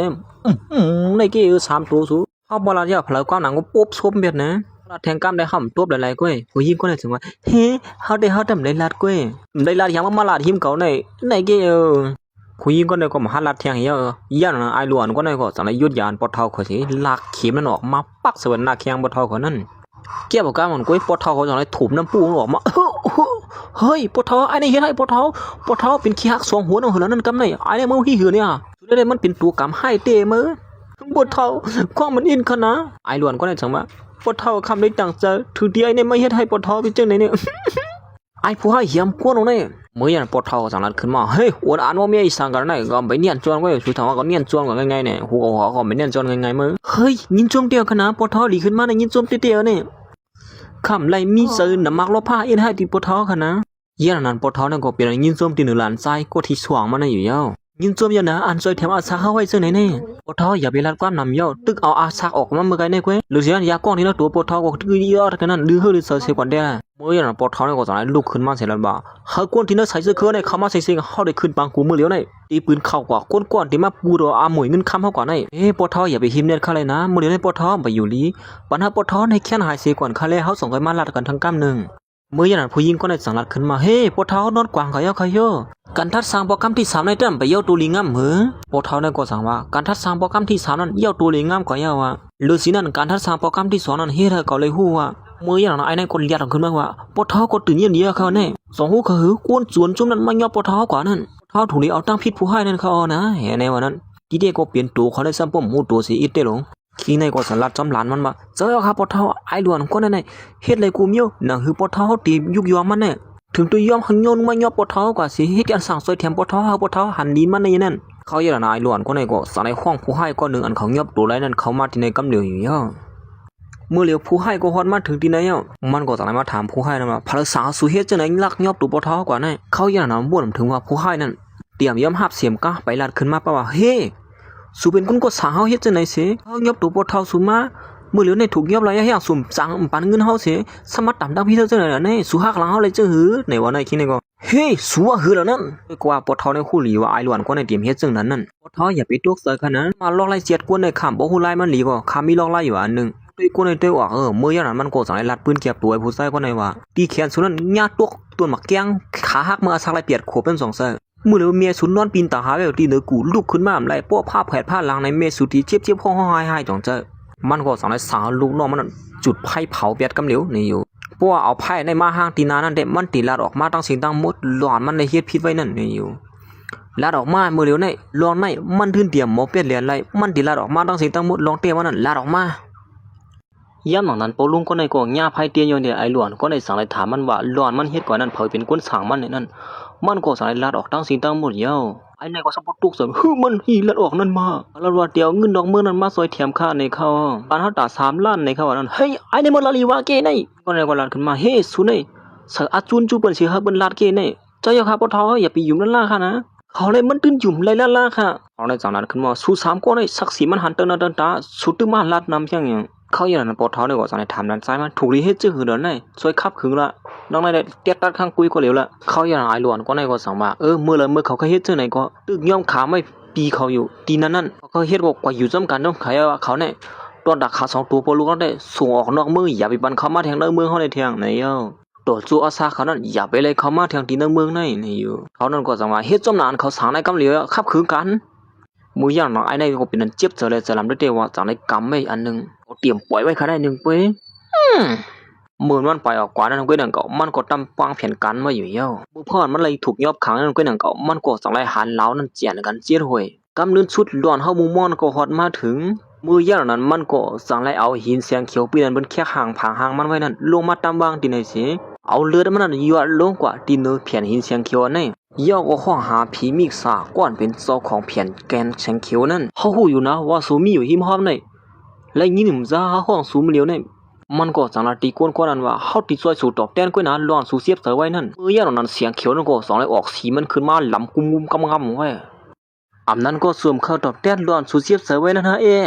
มือย่านั้นกวนมันละโตอยู่นั่นก็2เลยขึ้นมาว่าล้วนอาซาคุกขบก้อยถึงที่เฮาดิมาหาลอกสู้ยุงจ้อมก่อมเจอจังคลาซ้ายหามือห้ำกำเหลียวก็แล้วในวันนั้นเขาย่าไอ้ในก็จังละขึ้นว่าก้อยขาไอ้ล้วนก็ในคาตุ้ยเขาเนี่ยเสือกวนธรรมดาค่ะนะฤาษีนั้นมันตั้งไปละทั้งที่อันก้อนมันละโตอยู่นั่นเป็นเผอได้ข้าก็ไปฮู้จักกันเนาะป้อสู่ออกมาอย่าป้อในซึ้งสู่เขามีชื่อเสียงในก็ตึ้งแต่ได้มีชื่อเสียงแทงกว่าอย่างนั้นผีมีสาตัวนั้นก็จังละป้อข้าเฮามาได้จะได้มีขับตัวให้ปันเฮาจะได้มาอยู่ที่ในขับตัวก้อนๆนึงในอยู่เขาอย่างนั้นผีตัวนั้นก็จะไล่ให้มันกว่าหาขับตัวก้อนๆนึงมาปันในอยู่ก้อนๆนั้นได้ก็ไอ้ในฮู้จักว่าอยู่แล้วป้อสู่ก็หามาปันเฮาในเฮาที่สั่งเขามาอยู่ที่ในขับตัวเขานั่นอยู่นะเฮ็ดนั้นเสเขาก็จะไล่ตกลงพร้อมซะกันกว่าซึ่งนั้นอยู่แล้วเยี่ยมนั้นก็นังเก่าจะไล่ตัดมาขึ้นเดียไอ้ล้วนอาซาหาขบนั่นเฮ้ยอีสังเลยนะมาก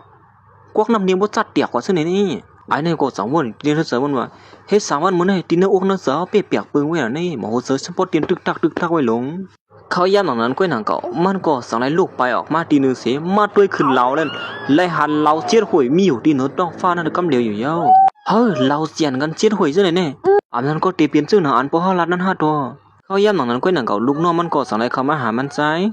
คนใจข่าวก้นกวนคนใจเฮาสั่งกว่าเพิ่นไอด่วนกว่านั้นนั่นมือเหลียวเขาเลยมาหมกลัดเนี่ยเฮาเอาเขานะเขาตั้ง2-3บ้านมาได้เขาก่อมบ่ต้องหนึ่งอีสังอยู่ที่เนื้อข้องให้นั่นตั้งว่านก็ยำลัดอีสังเขาก้อยกาเลยยินเขาอุบอย่างอุสุจิจูจาตั้มฮู้จักมีโอคาอย่างเท่ก่อมฮู้ค่ะนะอย่างนั้นมันก็ตึกเหมือนอยู่เลยผู้หญิงก็เลยสั่งว่าเฮ้คนใจเฮาเป็นสังขนาดไหนเป็นสังได้เสริมสมบูรณ์ทุกเสริมไว้ค่ะล่ะอันนั้นก็เป็นยอดปัวเหล่าเจียดข่อยในโปขึ้นมาแล้วคนใจเฮาวนนำค่ะมือพ่อเฮาตึกก็เรียกนั่นเฮายำหันเหล่าเจียดข่อยจังไหนปอกนึงพวกเฮายำลัดในเฮาว่าป้อเหล่าจังไหนออกมาไหนเป็นน้ำมีอำลีต้นดาซาดปานเฮาติเลยทุกค่าในว่าก้อยการลองในมันใจกว่าไปวนปองแหละสังไรไปมาเสียเจียนเจ้าไว้อยู่เฮ็ดนั้นก้อยการพ่อยำนั้นป้อเฮาค่ะเฮามีเอ็นแฮงเหตุการณ์ตัวเก่านั้นมือพ่อเราออกมาเจียดลูกในป้อเฮาเลยลัดไว้อันนึงพอเฮาลัดว่าลอกไล่อันไหนที่เจอไรนั่นมือเราขึ้นมาเจียดหวยนั่นก้อยเฮาติเลยขับขึงตวกด้วยไรไหนนั่นอ๋อตีเตี้ยมันก็เป็นซื่อไหนแล้วนั่นป้อไหนผู้หญิงก็ได้ก็สั่งว่ามือละมือเป็นซื่อนั้นก็มือเหลือเราขึ้นมาเจียดหวยยาวคั่นน่ะคนใจเฮาก็อ่ำซ้ำกอดตวกด้วยคั่นล่ะตีเลยฮู้ว่าไอ้ปวดไหลกว่านั้นมันเจอลอกไล่ซื่อหือเทตีอันมาขับขึงคนใจเฮานั่นขนาดแน่ลองสุราในก็มีลองมีตามันอยู่นี่มันก็จังได๋มันนางลีดีงามสิตีตวกด้วยว่าสัตว์ปันมันตั้งนานเลยไอหลวนก็นั้นฮิตอีสังไว้อยู่เนี่ยมือย่างนั้นมันก็หันใส่ไงแม่นำพวกเขาสวยเอาแหละสลายมันนางลงที่ในเสียอันตีตวกด้วยว่าตั้งนานนั่นตีเปลี่ยนจึงหือในเสียมันลังสุกมือมันอยู่เฮ็ดนั่นอยู่ยาวมาเตียดมือดีๆงามๆที่ไหนกว่ามันก็ย้อนปัวมันเป็นคนกับปานมือกูพวกมาตายเกิดแหละจังไรมาซ้ำลอกไล่กับปานมือก่อนสิตวกด้วยว่าในวันตั้งนาแหละภูมิศาสตร์นั่นตีเปลี่ยนจึงหือเนี่ยมันก็จังไรมาจุดไผเตียนเนี่ยก็มาปักลงกว่าเตียนหอมให้นั่นอยู่ยาว要个เฮ็ดจังน่ะอันเพิ่นที่ขายปูเสน้ำเนียงขมนั่นเสมาเสมีเสเกียก็มาเถียมน้ำเนียงนี่ก็อยู่กองชวดชวาดชวาดเหมือนมันเลยตวกด้วยสิหนักด้วยนั่นก้อยหนังเก่าเลยฮู้ขึ้นมากำเหลียวอ่ะตีเนโมน้ำมันไหนหวานน้ำเนียงยีนี่นั่นเลียนของมาจู้กันสิเฮ้ยเป็นจังไหนลงแน่เป็นจังหือได้ก็ค่าของฮู้ว่าเป็นจังไหนดูเนาะไอ้ขี้ไหนมีก้นนึงที่เข้ามาอยู่ที่เนครับตัวเขาแน่บ่ด้วยกำซะเขาได้ก็นะเขายันมันก็สองหูขึ้นมาว่าไอหลวนก้อนเอากว่ามากับตัวก้นมือก่อนเขานั่นเรียกเต็มมาอยู่ที่เนื้อขับตัวไอก้นก้อนนั้นเนี่ยเขาสั่งก้นกว่าให้หาไม่ในอยู่เป็นมือหือไว้ขนาดคนใจล้นได้เขาข่มไปหันเล่มไปสังลาทีนั่นแหละมันก็สังลาขึ้นว่าก้อนเป็นปีไอมันพวกเขาหาขับตัวก้นก้อนที่มาอยู่ที่เนื้อขับตัวมันติดกว่าหาก้นก้อนนั้นกำเหลียวในอยู่เนี่ยสั่งก้นกว่าปีกไว้กำเหลียวในเย้ามือเหลียวนั่นเป็นเอียนมันเย้าในอยู่อ๋อค่ะอย่าไปไม่เจอค่ะลองได้เขาได้สั่งก้นกว่าปีกไว้กำเหลียวค่ะนะเลี้ยวมือเลยเปลี่ยนเช่นนั้นก็ก้อยการลองได้เนี่ยอย่าไปเล่นลาดในเม็ดเท้ากลัวเม็ดเท้านั่นเลยไม่อกไม่เจอเขาย่ำหนังนั้นก้อยหนังเก่าก้นสองก็อันถูกยอบขาอันเขาลัดถึงอยู่ทางเต้นวะข้าผมพูดเต้งเหรอเนี่ยผมพูดเต้มาลัดในปืนเหี้ยเดี๋ยวในก็มันเลยปีนนั้นเต้งเหรอเนาะฮ่าสองก้อนได้กว่าคิริงอ่ะเนี่ยเขาดีที่จะหืออยู่เนี่ยหมดเลยปืนมันยอบขาเขาอยู่ในรับสิ่งในกลางบ้านพันก็เลือนผ่านแน่ขาสองก็ปูรู้เลยก็ป้องหมดป้องกำเขาอยู่เฮ็ดนั่นอยู่เย้าโมเลียวเขาเลยมาตัวควักกลางบ้านพันเดือนพันได้มาต่ำดังพิษคาในเหี้ยวนั่นเนาะมือพ่อนเขาตั้งสองโกตึกป้องมดป้องกำเขาอยู่นั่นก้อยหนังเก่าไอหลวนก้อนเปลี่ยนเขียนหลวงยิบมากับตูก้นมือก่อนเขาโหมาดังเสียงเขียวนอนฮอดมาถึงที่ในอยู่เย้า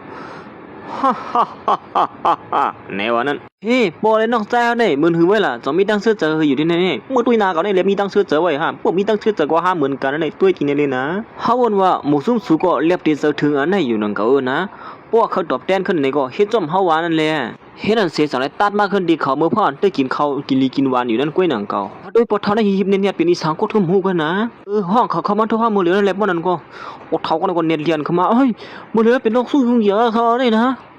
มือเหลือเนี่ยเฮามีเช่นตั้งเลยอีแล้วว่าสู้ได้ช่วยเฮานี่นะปอเท่ามอนมีลองตั้งอีสานขนาดนี้ลัดเนี่ยลองตั้งให้ปอกหม่องเลี้ยงอินเขารู้สร้างที่เป็นช้างเป็นว่าหลานก็ได้ได้ลวงอีแล้วกว่าเรียนปังตัวลวงที่มากินรวยซุ่มเงินมาหลายชิปเสียเนอะก้อยกับมีเงินปานเปิ้นมือเหลียวในเทียงไผ่แล้วนึงคือเปิ้นยอมมาลาเปิ้นยอบจัวไว้เพราะว่าเอาเงินไรเนี่ยได้ก็นี่มัดจัวไว้ที่นั่นในว่าเนี่ยเขาดันที่เปลี่ยนก่อนเลยจึงหือนะเขาดันซับกันตัวรองมาเลยล่ะนั่นเฮากลมหัวนะย้อนผู้เฮาจ้อมใส่เขาหน้าอาลาอยู่เป็นป่วยที่แล้วก็กว่าตัวรองทีเดียว3ปีมาใต้จังได๋แค่หมังที่ที่ก็อยู่ทางเที่ยเขาดันว่าป้อมซุ่มๆกว่าช่วยแถมติดป่วยละๆนี่ว่าไอ้รู้อันนั้นก็ว่ามาเฮากว่าจังไหนเนี่ยตื่นแต่มีลองตั้งสิซื้อสิลองนี่พอเท่านี้ก็จังว่าเฮาฮู้อยู่นะลองนั้นเป็นพิเกณฑ์น้ำตาสู้ก้อยก็สามารถซุ่มช่วยเฮาได้ขยับไว้ในเฮาดีให้หือล่ะนั่นตอนดับบ่เท่านี่ก็ตุกย้อนอยู่ให้นั่นติ๊กๆเลยไอ้หลวนในก่อมจังมาหือจังไรวนขึ้นมาว่าซึ่งเขาก็หลานสาวบ่เท่าโหมาดังหลานใจมันนั่นหลานสาวมันนั่นเป็นมีหน้าเฮามาตายเกิด จื้อก็เฮาถูกที่ซอยแถมเขากว่ากวนกว่าตุกกินอยู่ในปีนอกซ้ายเขาเลยนั่นมันก็สั่งว่าหางแฮนก้ามาเหลียวนี่เฮาดีกว่าที่นั่นกำเดียวนะไม่เท่าเฮาจังว่าล้านใจดีกว่าที่นั่นมันมีพี่เขียนนำว่าดีกว่าทางที่ปังหลวงนั่นน่ะไม่เท่าอย่าไปไม่เซอปังหลวงเรียกคันนั้นก้วยขามกูหรอกปังหลวงเยอะนี่ก็คามากกว่ามาเว้ยน้องน่ะอย่าไปไม่เซอคักว่าที่ครับคือก้วยขาเฮ็ดนั่นเสียสายตันมาที่ปังหลวงไอ้กวนมาลองชุมอะไรเปิ้นยอบคอไว้นั่นนะอย่าไปเฮ็ดสังดีขาขนาดอย่าไปจังป้อมปันเงินก็มือไม่แค่ไว้กันหลายเฮ้ยเฮ็ดนั่นเด้นั่นมาเมื่อเลยมาถูเมียก็ถูลิไส้เตี้ยนขึ้นน่ะไอ้น่วงเพราะฉะนั้นก็ควับมือเมื่อเนี่ยตีไว้มันก็ควักกึดกำเลียวเฮ้ยหลวนเผอเที่ยวนี่มาคิงแหนมหัวไอหลวนก็แหนมสกุลธรรมดาเนี่ยจังลัดขึ้นมาเฮ้หลวนเผอเข้ามาดีแน่ลักคอออกไว้ด้วยเขาหลวนอีสังมาจังไหนที่ในมันจะดีอยู่หลวนก็ออกไว้มันก็สั่งว่าปล่อยมูซุ่มเข้ากับมือเร็วได้เมื่อเป็นเผอมาหันมาสั่งเขาในไอหลวน6 ขวบมูซุ่มซูเปอร์ด้วยสั่งได้มาลักคอไอหลวนก็ได้ออกกว่ารู้เขาอย่าหน่ายหลวนก็ได้ก็สั่งได้ปากผามือให้ในสิถึงตีมูซุ่มเขาจะได้พอปีนตาหายลงกับกำเดียวเฮ้ยจ้างไว้ก่อนมาไอหลวนก็ได้ก็เรียกไว้หมอคิดในก็สั่งว่าใจเทียมมาอีกนึงเขาเลยนะมือเร็วได้เขายับคอไว้เขานั่นไอหลวนนั่นก็สั่งได้มันนางลงไผ่นางไผ่ตาคิดในเสียเฮ้สู้กับเจ้าก้นธรรมดาก็รู้นี่เลยว่าสู้ในไล่มือก็คือเข้มอยู่ก็เนี่ยนะเขาอย่างไอ้ในก็สั่งว่าก้อยกะเนื้อปักปืนปังตัวล้อก็มีปักปืนมันไว้เยอะจะว่ามาห้ามหูก่อนนี่เอาออกกว่าใช่ไหมเริ่มได้ง่ายๆหรอลองในมีลองตังก่อนมาก่อนมันก็สั่งว่าไอ้นั่นถูกเงินมา50 ล้านเนี่ยมาเพิ่นถูกเงินสู่50 ล้านน่ะสู่หยอกเลียนเพิ่นก้อยหลงบ่เฮ้สูนมาตามตั้งพี่เจ้าในศักดิ์ศรีมีเลยเขาอย่างนั้นมันก็สั่งในซะเฮลูกน้องมันออกมากำเหนียวเหี่ยวศักดิ์ศรีจำหน้าอันเขาหยอกเลียนเอาเงินนั่นพ่อย่ำนั้นกองถ่ายมันก็มีไว้อยู่ในลวกลายอันสู่หยอกเลียนเอาเงินเปิ้นเสมันมีไว้อยู่ล้อนสู่หยอกเลียนจังได๋สู่ก็ฮู้อยู่ที่เซาสู่ยมซื่อหือเมื่ออย่างนั้นไอ้ผู้ชายก็ได้ก็ฮู้ว่าเปิ้นยับแล้วเสียตาในก็สั่งนั้นขึ้นมาว่าเฮ้อสู่นี่ก็เลยว่าแก่อยู่นั่นก็นี่นะก้อยก็ว่าลวกลายเรียนกันตัวล้อในมันก็ตื่นมีลองหยอกเลียนอยู่เนาะเฮาหยอกเลียนเนี่ยซ้ำสู่ที่สังเตียเฮาไหลอ่ะเฮาว่าแต่สู่เน็ตพวกมือดีเฮิรนเสมื้อเรียนมาล็อกก็แก๊กตีเฮิรนสุปุ่นละเฮาว่าได้ล้วนหมอกสู่เนี่ยเฮาอย่างหลายล้วนนั่นก็สั่งนั้นว่าเฮาเดียมปองมือเฮาได้ตากันดังสู่ด้วยเฮากูก็บ่ได้หันว่าสู่ในมันหมอกกะเหือเฮาไปหันด้วยอ่ะเขาอย่างนั้นเขาก็สั่งได้ตากันอยู่เฮ็ดนั้นเฮ้ยเมื่อใส่มา1 เสียเนี่ยเขาใส่ตื้อมาเที่ยเมื่อเดียวเปียกก็เลยก่อนจ้ะเมื่ออย่างนั้นเขาก็สั่งได้อ่อนกันใส่เงินลงกว่าเขาตื้อมาตื้อเก่าอยู่เฮ็ดนั้นจริงเขาอย่างไอ้อ่อนนั้นปืดขึ้นมาก็ไพ่แบบนี้ไพ่เจียนแถวอันว่างเขานี่เฮ้ยแล้วว่ามันเจอลายได้ยากเขาได้ไพ่เสนอตัวเยอะเลยมั้ยขี้ในก็สั่งได้ซุ่มกว่าเฮ้ยไอ้นี่ซุ่มได้ด้วยไพ่อยู่เสือวะการตัวล้อมหลุดด้วยไพ่ก็แล้วพวกคุณแก่เต้เนี่ยเขาอย่างมันก็จังว่าเลยว่าเมื่อได้กำลีก็เนี่ยนะก้อยก็ว่าแต่เฮาดีเฮ็ดจังได๋ดีฮะหามาเรียนกำเดียวไว้พลังเป้ก็มันอยู่เฮาบ่ได้ฮู้เลิกเผาเป้เขาซุ่มกำเดียวก็ว่าสู้เป้เฮาเนี่ยฮะที่ยอมป่วยไปไอ้ผู้ชายคนไหนนี่เขาถูกทั้งเขาที่ปันเขาตั้งเสียงทั้งหมดก็สู้ซุ่มเฮาเนี่ยก็สู้เดียวเอาตื้นล่างสู้มีไว้แล้วมาอาบปันเฮาก็ป่วยว่าเฮ้ยมื้ออย่างไอ้เนี่ยก็สังนาทีเนเสริมันมาเขาหยอกเล่นมาอันตั้งเฮาบ่ซับเสือเสมื้อเหลียวได้เขาตื้นเดียวเป้มือว่าไอ้นี่ไอ้ด่วนแอกเหอคนชายอ่อนค่ะอย่าไปตาเขาละค่ะนะเขาได้มันหมอหยอกเลียนเพิ่นเขาเนี่ยลักสือไพ่นำปันเนือนว่าเนี่ยอย่างนั้นไอ้อ่อนเนี่ยก็จังว่าไล่กว่าจังได้ยับซังก้อยกับมือพ่องย่ำหนังนั้นก้อยหนังเขาเรียนจ้องกันอยู่นั่นน่ะไอ้อ่อนเนี่ยก็สู้ซะมันปีกไพ่เป็นให้นั่นอยู่ดิกำเลยก็ปีกไพ่เป็นเลยไอ้ผู้ชายก็เลยจังมาให้เรียนจังไหนปีกไพ่ที่นี่จะตายอยู่มาเหมือนลงมาแทงกำก็ไอ้อ่อนนั้นปีกไพ่ไปแทงให้ไหนไอ้เนี่ยก็ปิ้งโป๊ะเสือลงเดียวว่าเฮ้ยเราได้สุมาตัวล็อกซื้อหือเลยว่าสู้เลยซึ่งในพอตีคู่ว่าพอเปียกพอซุ่มละกำลังก็โลก็ปิกไพ่ไปดีๆไอ้อ่อนนั่นจังว่าเฮ้ยการตัวรอดนั่นไว้เจอกันเลยนะจะฮิตเจอไว้มันหือดีกว่าไล่ละห้อมยุ่มเจอไพ่อันซูมีอยู่เนี่ยเฮ้สุเคยว่าจึงหือในบทชันบ้านนั้นเขาอย่างไอ้อ่อนนั่นก็จังว่าเดี๋ยวในกว่าไพ่นั่นเขาตีบินก้นก็ออกมากไว้เจียกนั่นก็เขาตีบินก้นก็เจียกก็เหลียวหลุดก้นเมื่อเจียกมันก็แล้วไอ้เนี่ยก็จังไอ้ลาดองขึ้นมาเนี่ยไล่กว่าก็ที่จอมเจอเมื่อเนี่ยกำปูที่ว่าเนี่ยเปิ้นว่าเฮาได้เป้กินล้วนเฮ็ดเรียนล้วนเป้เฮ็ดเตื้อล้วนให้อันว่าเอากังเสมอว่าอะไรปานนั้นก็เขาอย่างลูกน้องมันใส่ก็สังได้จุกออกมาไพ่เหม่อๆซื่อๆบ่ไพ่จอกกาไพ่21อันว่าเนี่ยย่ำหลังๆไอ้ว่านั่นก็สังได้แจกไพ่อยู่เฮ็ดนั้นไอ้นี่เลยหันซึ่งนั้นเนี่ยก็จังละขึ้นมาว่ากึ่งป้ว่าเป็นล้วนอาซา6 ขวบเต้แจกไพ่ไว้กว่าโมเต้ลงกวนเจ้าไหนฮะที่เป็นคนหน้าใช้ซื่อคือเฮิรนยิงใหญ่บนไหนนั่นก็ว่าไกวขี้ลิงอ่ะเพราะไอ้นี่เป็นคนหน้าแท้ว่าเฮ้ยเสือลงปานนั้นก็เขาย่ำนั้นตอนตากำในได้ไอ้นี่ก็จังได้ซุ่มกับเฮ็ดนั่นอยู่ยาวพอกำในไอ้นี่ก็เฮ็ดแกงซุ่มก้อยนั่นก็จังเฮ็ดแกงสลามสิว่าไกวขี้ยิงก็ซุ่มกำในได้มั้ยเขาย่ำนั้นมันก็จังได้เฮ็ดแกงซุ่มกำนึงยาวกำนึงเฮ็ดนั้น เฮ้ยไอ้ล้วนมันได้แก่เต่งก่อนเนาะเรียนไพ่ได้ก็ซุ่มกูกันมาก่อนการเรียนไพ่มีมาคันได้ก็หามันจังอย่ามีสังอีกก็ได้จังว่าคนใจภาคตัวอินเขาเลยนะเจอเขาไอ้นี่มันเขาเรียนก็ค่ะในมันเคยคุณใจเขาจับเจอสิมันดิมังกำลื่นที่ไหนกันนี่อ๋ออเมซังบ่เลยกำสะดาเขาตึกคืนเหลียในมังแทงก็เลยเฮาไอ้ล้วนก็ได้จับเจอก็ไม่ได้กับมังเตี้ยเฮียย้ำหนังนั้นคิดได้ตกลอกไอ้ล้วนเย้าซ้ำบ่นอยู่ว่าไอ้ล้วนนั้นตกลอกมันกว่านี่อยู่เขาย้ำหนังมันก็สังเกตดีเลยว่านั้นว่าเฮาแต่หามาซ้ำในแทงกำให้นั่นเนี่ยจับกันไปดังเสียงดังหมดเจือนสูมีไว้อยู่นั่นย่อก็โหมบ่ดังตื่นล่างเตียนสุราไว้นั่นนะย้ำหนังไอ้ล้วนในความทิ้งอีสักพร้อมจะซ้อมไว้บิเสยเย้าลุงน้องมันจังว่าคนใจขาดลงในไว้จักรีเขานะเขาได้หมอเปียดหมอเรียนหมอเก้าเขานั่นกายล้วนในก็พร้อมจะซ้อมไอ้ในก็ไปบิเสบ่ได้ก็เจ็บไพ่ก็เหลือจังนี่เปิดถืออีสังย้ำหนังนั้นมันก็สังเลยส่งสายตาสู้ลูกน้องมันเฮาลูกน้องมันขับขึงกำเหลียวน่ะอยู่ขับขึงกันเนี่ยผู้หญิงก็ได้ก็ลักเอาตัวนึงนั่นเสียบินเข้ากัดในกรงเสือมันนั่นอยู่เย้าเขาอย่างนะไอ้อ้วนนี่ก็ถือเงินไปดังเสียงดังหมดเหมือนน่ะไอ้ผู้ชายก็ได้เหมือนกันมันจังลัดป้าแทงว่าสุฮัตเอาหุ่นห้ามีอยู่ตั้งหลังสุนั่นจับป้าให้เขาเลยยินมาว่าการขันมัน30ล้านไหนว่าเหือ2พร้อมเสน่ตอนตายในก็มันอกมันเจอว่าไพ่มันมาเข้มเลยจังได้พร้อมเจอซ่องกำเหลียวไล่กว่ามันก็จังได้เปิดถึงอีสังไงเขาอย่างนั้นมันก็สั่งในสั่งให้กูนั้นเอาหุ่นหาในมากำเหลียวในเด็กก็เป็นสั่งซีคำมันเป็นวางอยู่ทางแต่นองมันก็สั่งให้ลากไพ่ไปนั้นเปลือกโครงกำเหลียวสินั่นเด็กก็เป็น1-3ตัวนั่นขนาดนั้นกูนี่ความสนิทอ่อนกันหันสนิทก็เฮ้ยกูขี้เขาไพ่เขาเนี่ยตัวใหญ่หน่อยตรงนี้เจ้าไหนเนี่ยคลำเอาเปี้ยอะไรเหี้ยอันเอาค่อยได้มากูนี่ความสนิทสังอ่อนกันนั้นว่าไอ้ล้วนก็ได้ซุ่มมันเมื่อไกลสปอตไลท์ตึกไข่โตที่ก็กูขี้ดีเงาเมื่อตัวล่วงมาในซุ่มเด้ลุงน้องมันใจสั่งถามว่าคุณใจค่ะมือเลี้ยวเขาเด็กชีวิตจืดขนาดนี้ไอ้ก่อนคุณใจมาเจอเถียมเลยกูขี้ดีเงาอีชุ่มมันมาแล้วก็ไม่ได้ไอ้เนี่ยก็มันอกมันเจอสีแลนขึ้นว่าก็เบ้ใครหัวไพ่เมื่อนั้นปีนคือลงอ่ะไอ้ล้วนเนี่ยก็สั่งให้เปิดไพ่ขึ้นมาตัวสองให้ในนั่นน่ะไอ้เนี่ยก็สั่งบ่นว่าเฮ้ยเมื่อเป็นตัวสองกูเมื่อดีเหือเอาเป้ก็ไล่ไอ้1-3ตัวก็เนี่ยมี3เอาเป้เลยเลือดที2-3-5ก็ยังเอาเป้เลยนั่นเขาอย่างนั้นไพ่ไอ้ล้วนเนี่ยก็สั่งให้ปืดขึ้นมาเป็นทางติว3เฮ้ยเป็นกว่าได้เจอหือได้มาไม่กล้าตัดที่เป็นกว่า5นั่นแหละมันนำเป็นไง2-3-5วันนั้นแหละมันนำเป็นกว่าอะไรไงหรอ10ปีนี้1ปอกไว้เจอเลยเนี่ยก้อยกระมุ่นนำถึงว่าไพ่ไอ้ล้วนเนี่ยก็จังเลยขึ้นมา2-3-5เหมือนหนังว่านั่นเต้เย้า2-3-5เนี่ยเอาเป้เลย1-3ตัวเนี่ยสู้หูอยู่หือล่ะก้อยขี้ลิงเอาเมื่อก็ไม่เจ้ตอนตายในก็สัมป้อมเขายุ่มตัวเจอก็มันสียอมหับไรสีร้องในนั่นสู้ได้มันนึกเก้าเรียนมันสู้ลักเสือไพ่อยู่มาไอ้ล้วนเนี่ยก็สั่งขึ้นว่าเฮ้ยพวกมันติดเตียกนึงกันตั้งขันเป็ดเรียนนั่นแหละสู้ในแก่เลยสิเฮาก่อนนึงไอ้ล้วนเนี่ยก็สั่งในปืดกองถ่ายนึงขึ้นมาสิมือพ่อลูกน้องมันลักเสือไพ่เอาไพ่ใส่เข้าก็ดีเนอร์กงซื้อมันนั่นก้นตั้งนำตั้งไหลก็เลยหันเดินเดินตาเฮ้ยซื้อจะหึงยับไหลได้มาความมันเกี่ยนั้นเตรียมทวนเจ้าไหนเนี่ยสุดที่เถียงซื้อหือเถียงไอ้กำเนี่ยกูยิงก็เลยสั่งถามว่าเฮ้ยคุณใจเฮ็ดจะหึงเฮ็ดเป็นไรขนาดในลงในนี่ไอ้ล้วนเนี่ยก็สั่งว่ามือพ่อเขาขึ้นปางกูมือก็เรียกนั่นก็ตึกก็เรียกนี่เขาเลยมือเขาอาจัดกวนเขากันดีกว่าก้นหมอเรียนปางตัวลงเสนอซุ่มเข้ามาได้3ปังเว้ยลองคะแนนจังขลายสั่งตอนตายในก็สั่งว่าก็ตามวางแผนกันมาโปกเข้มหน่อยเยามีสันได้ก็มาซุ่มมาเสนอก็พร้อมแล้วล่ะหามายอบมาในมื้อเดียวกูก็เขาอย่างนายล้วนเนี่ยก็เขียวนั่นก็สู้ใครเนี่ยจวนเสนอมาทิ้งเขาซะไหนอย่างนั้นมันก็ตบโขงในไพ่ในบินขึ้นมากับเหลวสิไอ้ผู้ชายก็ได้ก็เปลี่ยนกูไว้นั่นก็อย่างนั้นแท้มันก็สลายไพ่ในถือมันว่า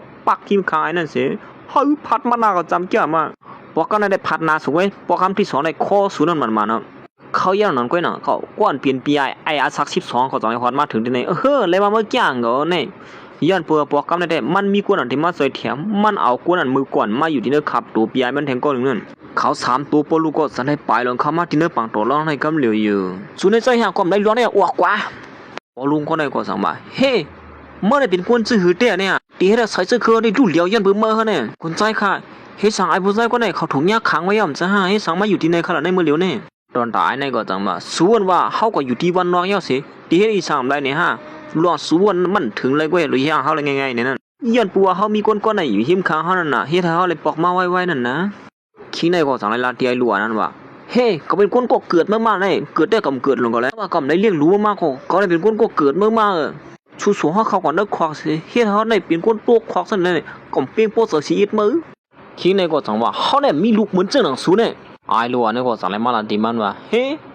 สูว่าคือก็เมื่อไงเนี่ยสูเฮ็ดอย่างบุญพร้อมบ่บันเฮาดอนสุได้เขาควักนั่นเสือเขาเอาเขาควักปีนย้อนปืนปักปืนวันเมืองเอาสู่เขาควักเกลองสุเฮ็ดตั้งสิตั้งบ่ตั้งก็ปีนตั้งยามสุนั่นกุ้ย ไอ้เด็กมันจะจังมาได้กินเก่าเนี่ยว่ะมาหูลิขี้ว่าไอ้ก่อนพี่มาดานามาอยู่ในตัวนั่นก็จังว่าเฮ้สุเนี่ยอาศักที่หาอะไรหกขบก้อยลาดคอกว้านนั่นแหละปอตันมาเป็นก้นหลวงที่เยอะนะมั้งก็ไอ้ล้วนเนี่ยก็หูขึ้นมากำเหลวว่าเฮ้สุเนี่ยมันเจอไอ้ล้วนธรรมดาเนี่ยสุเป็นเพลินมาไอ้เบียร์12ขบก็จังว่าเฮ้สุโกยเยอะๆก็ไม่ได้มือเดี๋ยวนี้เขาเรียกไล่กว่าเยอะเขาเหมือนชื่อหนังก้นหมวนตั้งเนี่ยเขาเขียนหน้ามาเดี๋ยวนี้นะเขาอย่างนั้นเขาก็สปองย่อยปวดเท้าเลยเมทัลหมอนนั่นเนาะเฮ้ยหืนนั่นมาคนใจกว่าเป็นจงสุกอยู่เงือกเขาเนี่ยเขามาหลอกเลียนเขายกไล่หัวเลยจำจ้าไหนมาไอ้ล้วนเนี่ยก็จังว่าเฮ้บอยมูซึมเขาว่าลองเขาทั้งสองเนี่ยอย่าไปให้ก้นเท้าเลยมาหาลงสุกอยู่ซ้ำเขาให้ไหนกว่าไอ้ผีวันนั้นมาอยู่ในตัวนั่นสังว่าไล่กว่าก้อยกับว่าจุ่มไปปล่อยหมูซึมเขาเนี่ยเขาเลยดังสูมาซ้ำไล่กันเห็นลวกอยู่ว่าสูเขาซ้ำไล่เสือไอ้เนี่ยก็จังว่าตัวไพ่กันนั่นนะมาอยู่ในเรื่องบางแผลมตัวไพ่ยี่มากก็เรียนเหมือนล้วนนะเด่มบอกให้เกี่ยวเรียนเจ้าไหนมันธรรมดานะมันจิ๊กจอกนะอะไรสูเขาเรียนเจ้าบ่ทันว่านั้นเขามาเรียนเหมือนเจ้าก้นหลวงเขาเรียนกันเขามันโปเรียนว่าหูล้ำหูเลี้ยงกำเหลียวเยอะกว่าบ้านไหนสุดีพร้อมให้เฮ้ยคุณใจอย่าไปเฮ็ดละล่ะค่ะนะลองนี่เจ้าอย่าค่ะคุณใจอ่อนอย่าไปยุ่งข้อความเป็นเรียนเขาค่ะนะมืออย่างไหนก็สังนัดขึ้นมาเทว่าเฮ้สุกูให้ฮัตตาเปิ้นเนี่ยฮอดมาถึงเขาย่ำมือเดี๋ยวเนี่ยสุกูเชมฮัตเข่งเปิ้นนั่นไหนเนี่ยเนาะมอคันในก้อยสุดเดียวเปลี่ยนอะไรก็บ่หือมืออีตัวโอ้สุ่มเอาเป็นอะไรก็เมียดออกที่ไหนมือเดียวได้ทีเดียวนะไอ้เนี่ยก็สั่งว่าสุกเฮ็ดซื่อก็ลัดมาลายละอำหยับสังลายมันได้เฮาเดียวโคของเก่าอันมีกาคันอัน1 3อั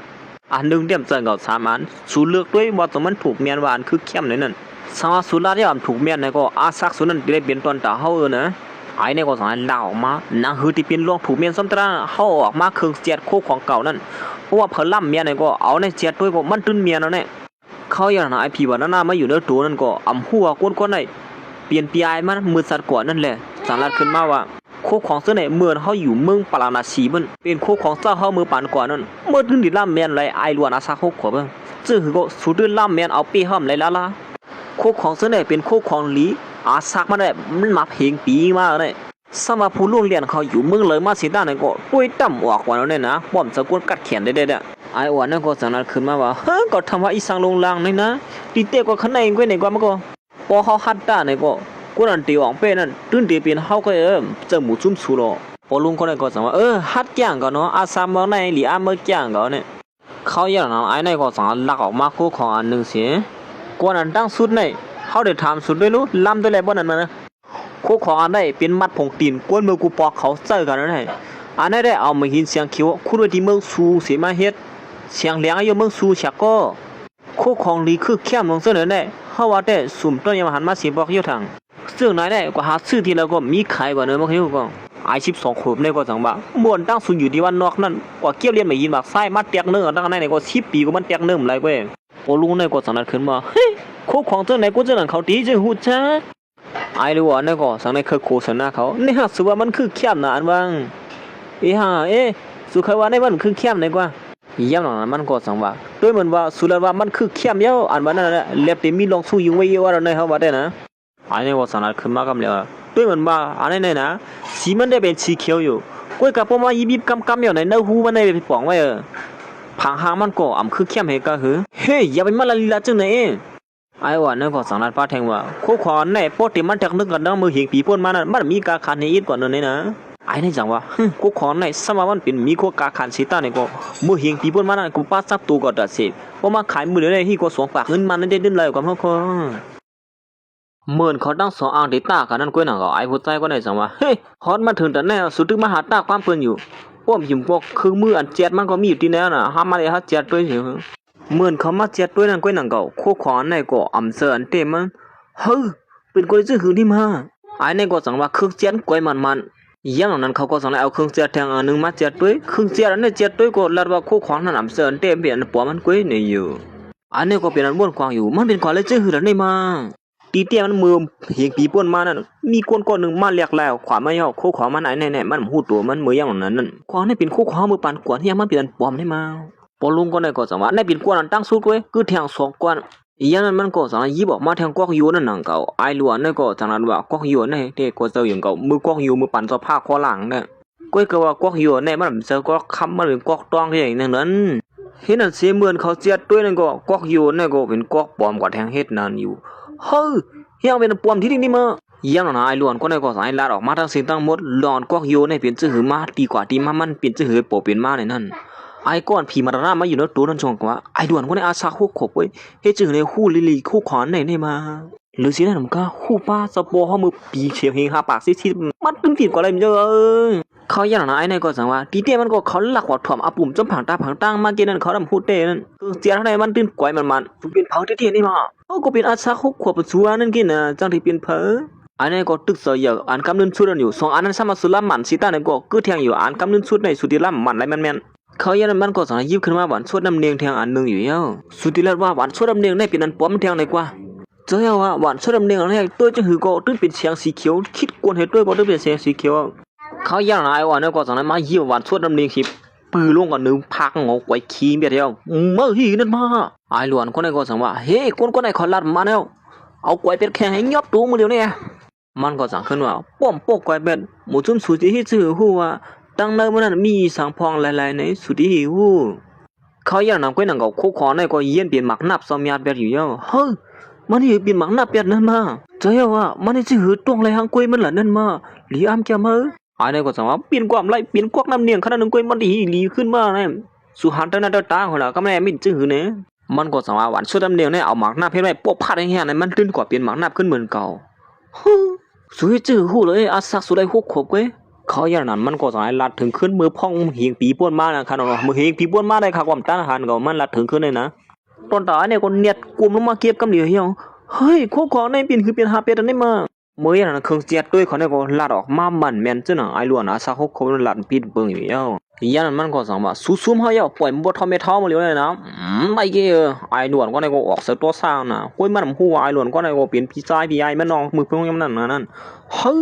ไม่เฮ็ดก่อนขึ้นได้มาก้อยกาว่าถึงว่าเขาอย่างนั้นเขาเนี่ยก็เม็ดเท่าดอกเนี่ยเลียนออกมาที่นี่เฮ้ยหลานใจก็เป็นหือพังได้มาเฮ้ยอันนี้มันเป็นรองตั้งอีสโลลองได้เฮียงเขาพัดมาถึงที่นี่ได้มาไอ้ล้วนก็แก๊กใจ